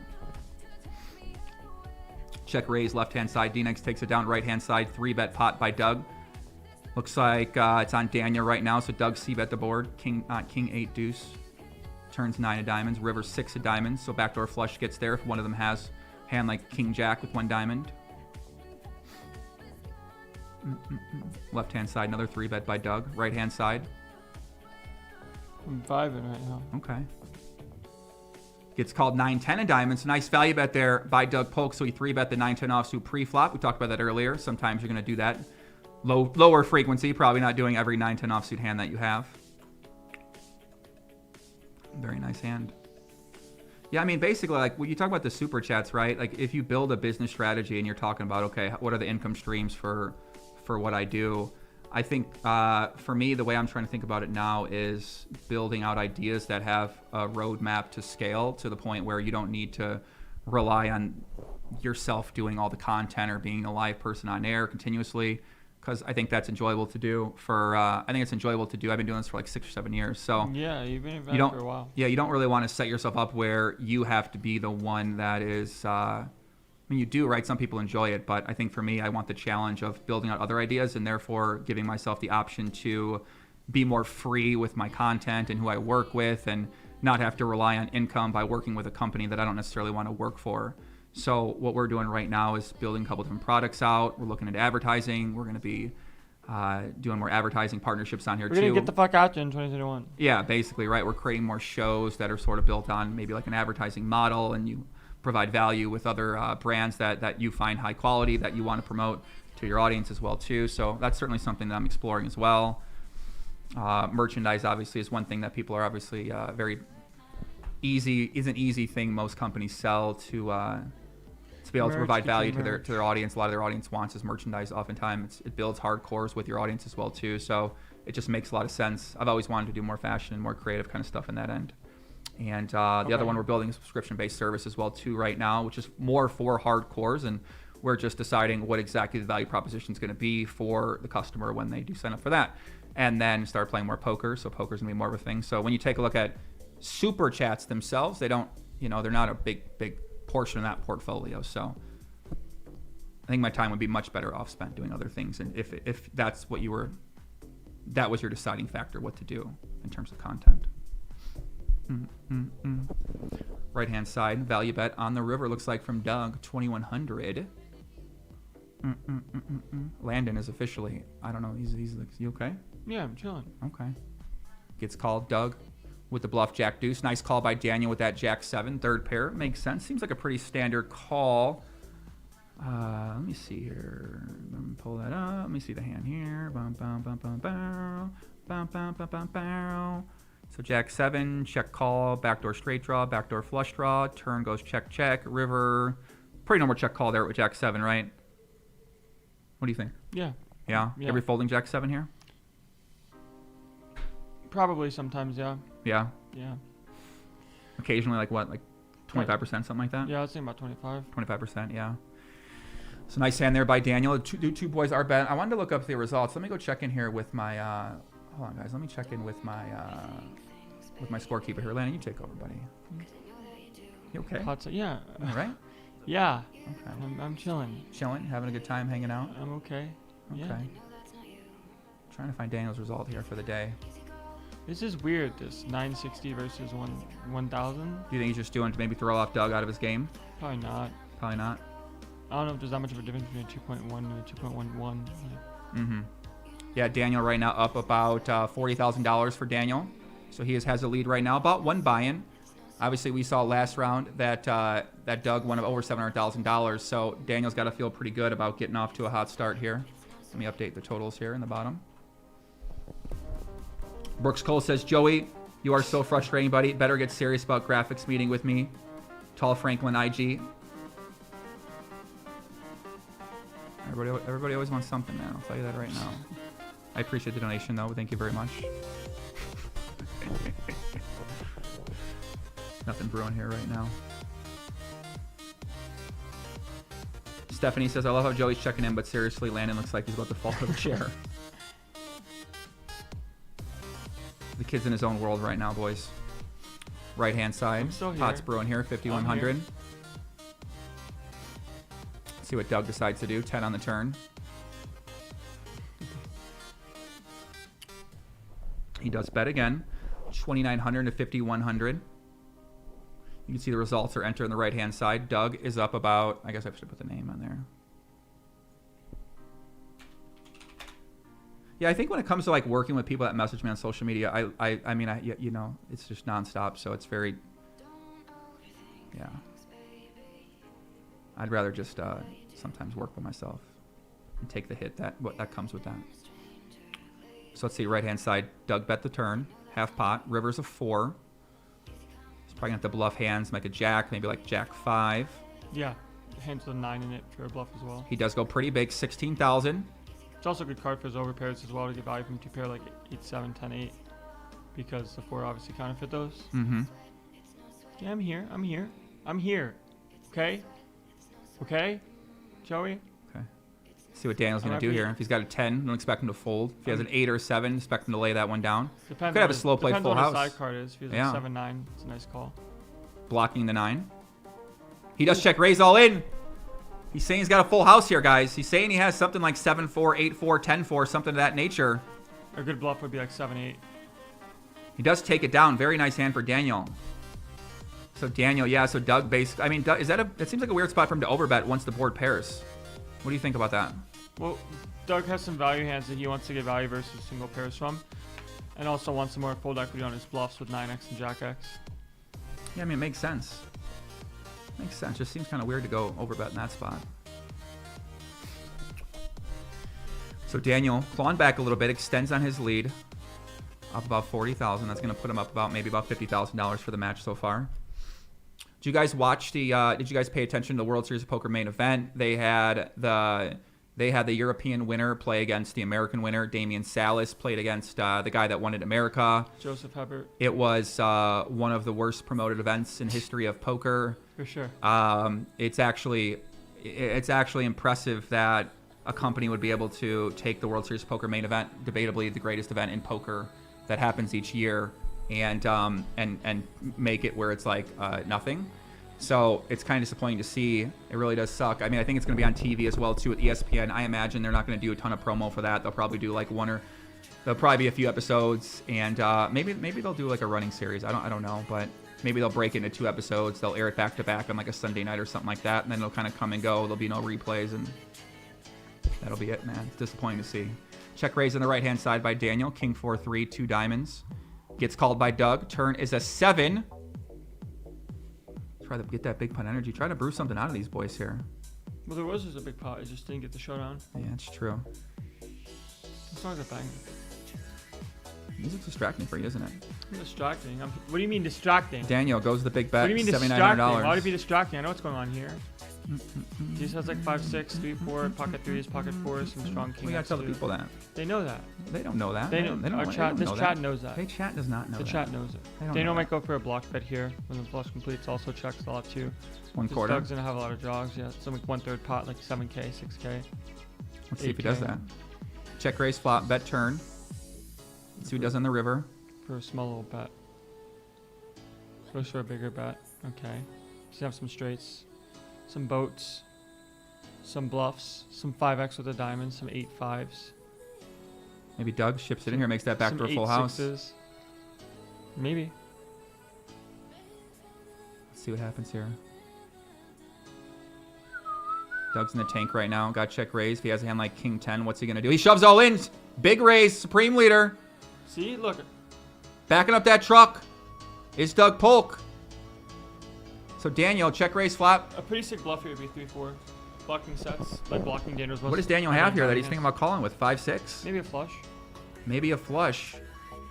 It's a huge bet, guys. $15,000 bet, $72,000 raise. Daniel's in the tank right now. Can he find a call here? Doug Polk saying he's got a full house. Could have a flush as well, too. Would he shove a queen high flush here on this river? We don't know. Ace high flush. Probably going to shove with the ace high flush. Probably, yeah. If he has the boat, if you got it, you got it. So Doug Polk attempting to back up the truck. The truck driver trying to make another deposit, get even for this match and be up for the match. Daniel's in the tank. I mean, what does he have, guys? A flush, probably maybe 10-9 diamonds, maybe 5-6 for that straight. Don't know if he would have check raised 10-9 diamonds on the flop. He does lay it down. Doug Polk takes down a very nice pot. That's a supreme leader with a little pot for himself right there. Very nice hand by Doug Polk. You know what? Do you think he might still? You think he might have stole the money on that one? SWAT team 3-4 offsuit. 3-4 offsuit. Turn our bottom 2 pair into a bluff right now. Let's go. Jamming in there. $70,000. Doug Polk. Nice hand there by him. So Doug gets back to near even for the match right now. I'd say he's probably down maybe about $10,000, $15,000. So yeah, it's been a fight. So back and forth here for these two players.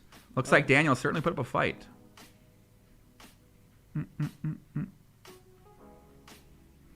I can tell this hole. King 5 trips for Daniel Negreanu. Very nice hand.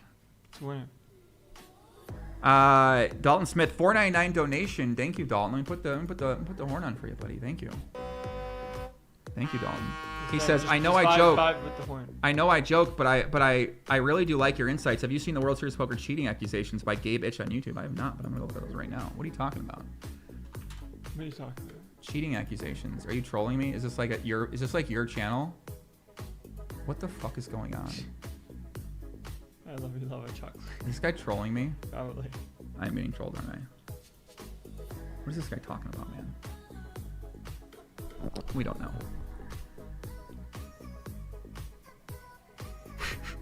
What? Nothing. The chat's just funny. Yeah, it is. They think that you're on another planet right now.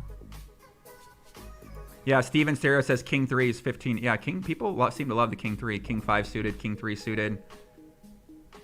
I love those hands like that, man. Daniel gonna lead river, takes it down. Nice hand. Are people still taking the You need to masterclass? understand that everything you do at the poker table conveys information. Yeah, You can't be like all loosey-goosey, having a sandwich, being on your phone. Woohoo, baby, I love it. Here. Love it, man. I love that commercial. I want to hear the song. There's 3 basic characteristics that make an elite poker player. One is just a raw skill. The other is a fundamental I don't know, man. What the hell? It's gone. The masterclass. Look at his biceps he's kind of got going on there, man. Flexing on him. Shout out to Joshua. Jack has missed you, Joey. What's up, Joshua? How's it going, man? Nice to see you here, buddy. Wesley says, are you still learning Hold'em? I'm studying every single day. A great game of 2-card pot in Omaha. Ah, yeah. Which one?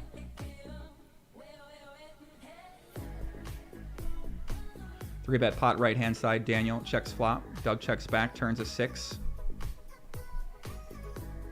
See how Daniel decides to play this one. If he bets a turn. You expecting to bet this? Does he bet turn often here?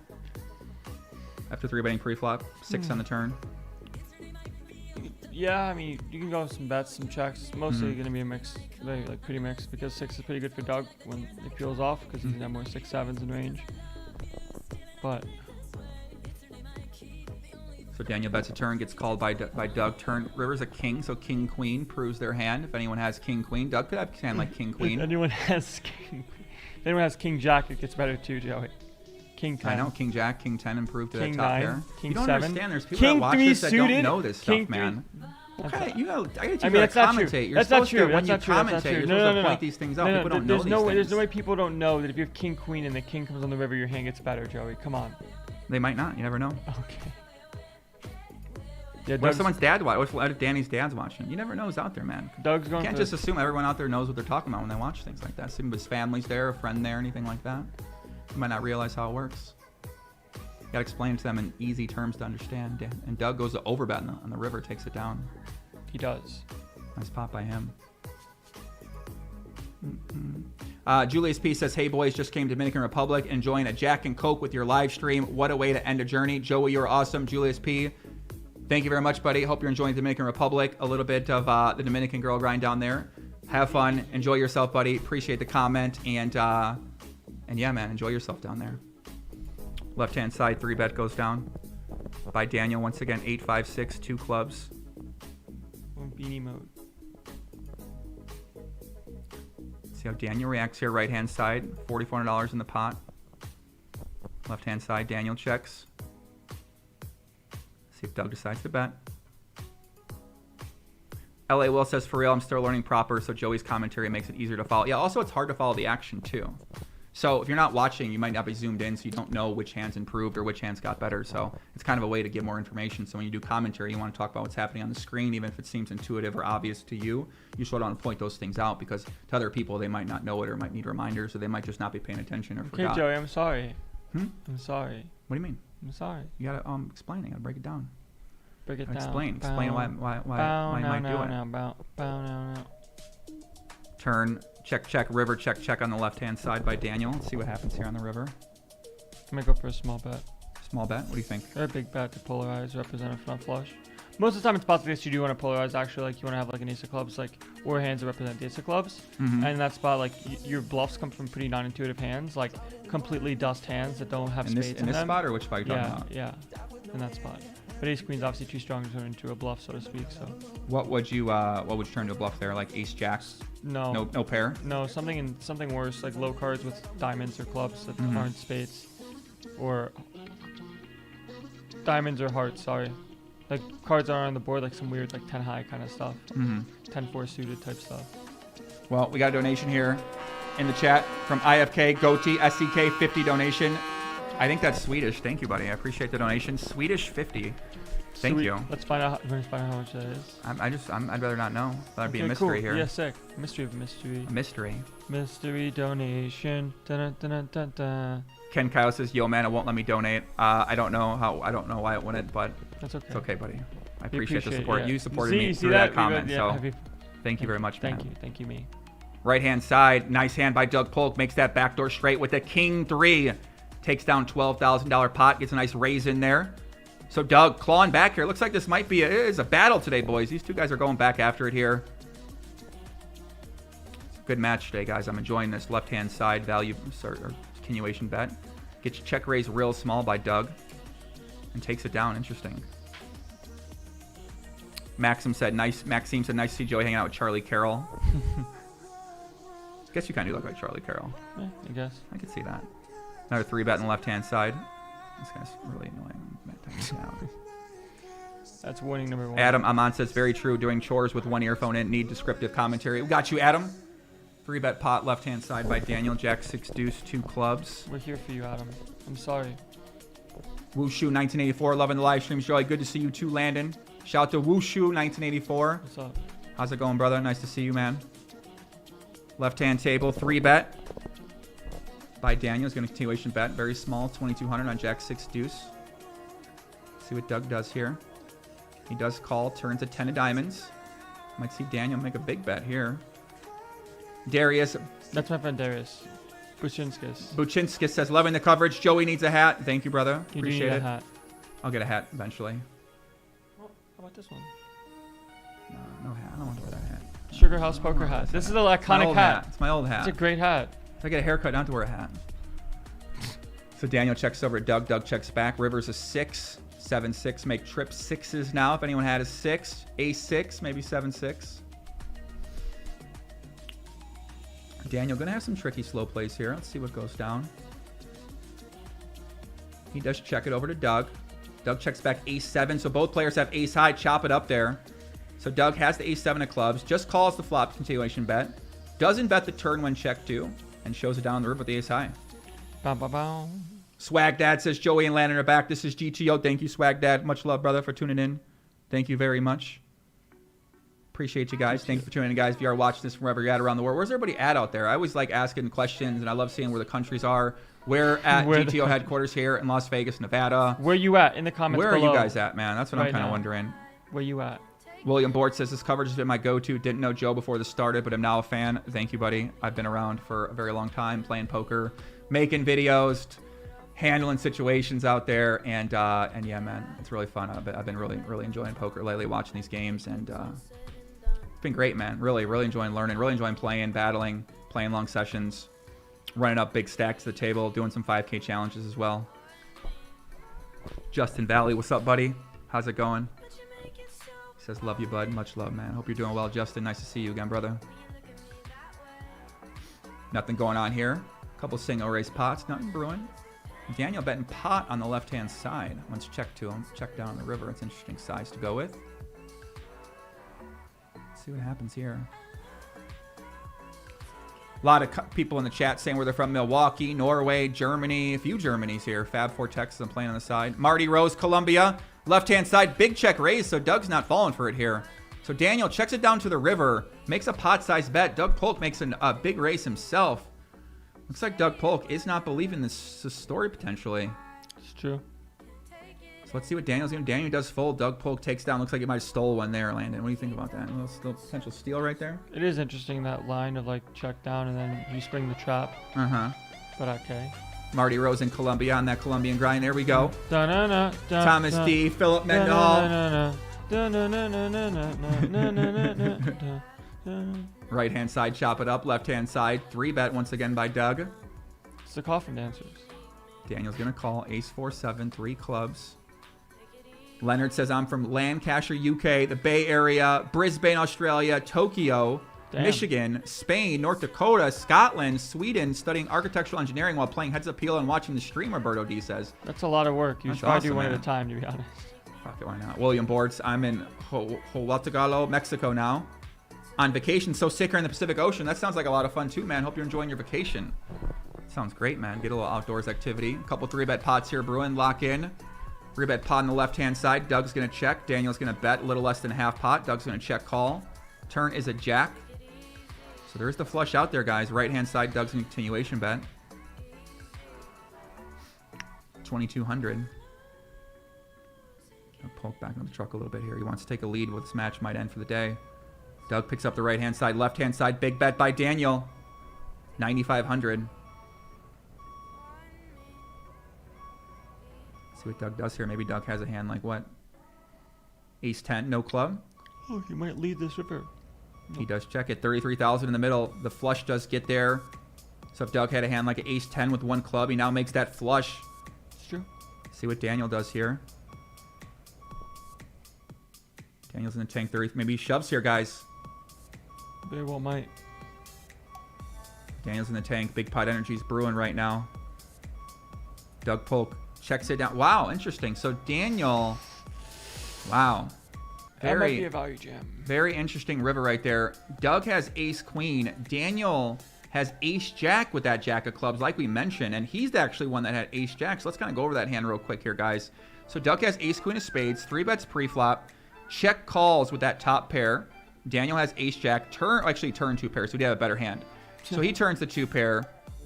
River is the 8 of clubs, so basically Daniel has dirt nuts. He only loses to a queen of clubs or a king of clubs. Oh, they're done. And, so basically, okay, so here's the thing with the ace-jack hand, is when he has ace-jack and blocks both of the top pairs, it's more likely that Doug does have a draw, just based on the necessity of him having 2 pairs. So I understand the check, but I'm not sure if he can actually, in theory, would check back the river, just because Doug has a very reasonable amount of ace-10 off, 10 of clubs in his range, and also like smaller flushes that are gonna have to call as well, like a 9-5 suited type hand. But yeah, I mean it's close. Like having both pairs is pretty unfortunate because you also want Doug to hero call with an ace-x too. Because sometimes Doug might call with like ace-x and no club, and think that he just kind of polarizes the bluffing. So yeah. Check back there, and that's gonna be the last hand of the match. It looks like Ken Kale with 20 donation. He says, I was inspired by your marketing convo earlier. I love poker and run a digital marketing agency called Rev Engine Co. Would love a chat if you're interested. Sure. No.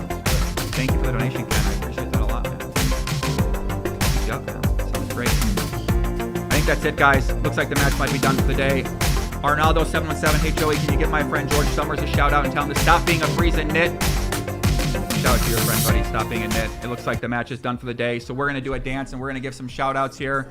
Let me go through here. Julius P. says, thank you, sir. I've been a pro for 10-plus years, and now you've always been entertaining and worth watching. We'll be in Vegas at some point. The next drink is on me, Mr. Joey Poker Royalty, originally from Germany. Thank you, Julius P., for the kind words. You're awesome, brother. And looks like that's going to be the end of the match today, guys. So thank you for tuning in. Appreciate you watching. Smash that like button if you guys did enjoy this. I'm going to be back with a new video tomorrow on my YouTube channel. It's going to be up maybe like 9 a.m. Pacific time, noon Eastern time as well, too. I appreciate all the great comments, all the great questions that you guys put in there, all the words. Just kind of interacting as well. It's been a lot of fun, man. I really enjoy doing these streams so much. And yeah, man, thank you guys so much. Worldwide Hip Hop says pop in the chat over GG like last year. And Too Deep. You gonna dance or what? You still got energy for that? Let's do it. Let's do it. You sure? Joey, I put on these glasses. It's gonna be all. All right, guys. Just finished up with the rap, man. I appreciate you guys a lot, man. Thank you all. Nasty Nate, Veronica Brill, Thirst Trap Queen, Isaac. See you in Vegas. It's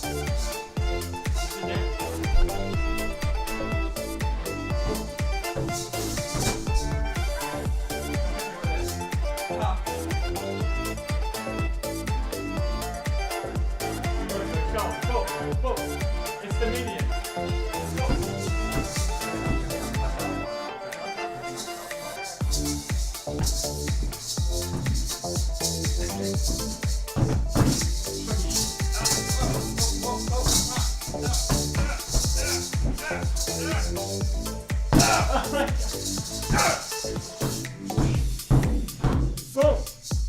Turn to boxing. I don't know. You put a boxing thing back there. It happens, guys. All right, guys. We're out of here. That's it. Take care. Peace out. Adios. Much love, guys. See you soon. Jay Rubio. Thank you very much. It's been fun. Sean Lupton. It's been fun. Marty Roast. D. Crumpston. FUB. Epic Pure Videos. Corey's. Kickboxing. James Wagner. It's been a good time, man. I'll see you guys later. Peace out. Much love. Adios. Jennifer Rochelle. Half time. Nasty Nate. Thank you, guys. Wait. Move. Half time. Half time. They're flipping the hat. Ooh.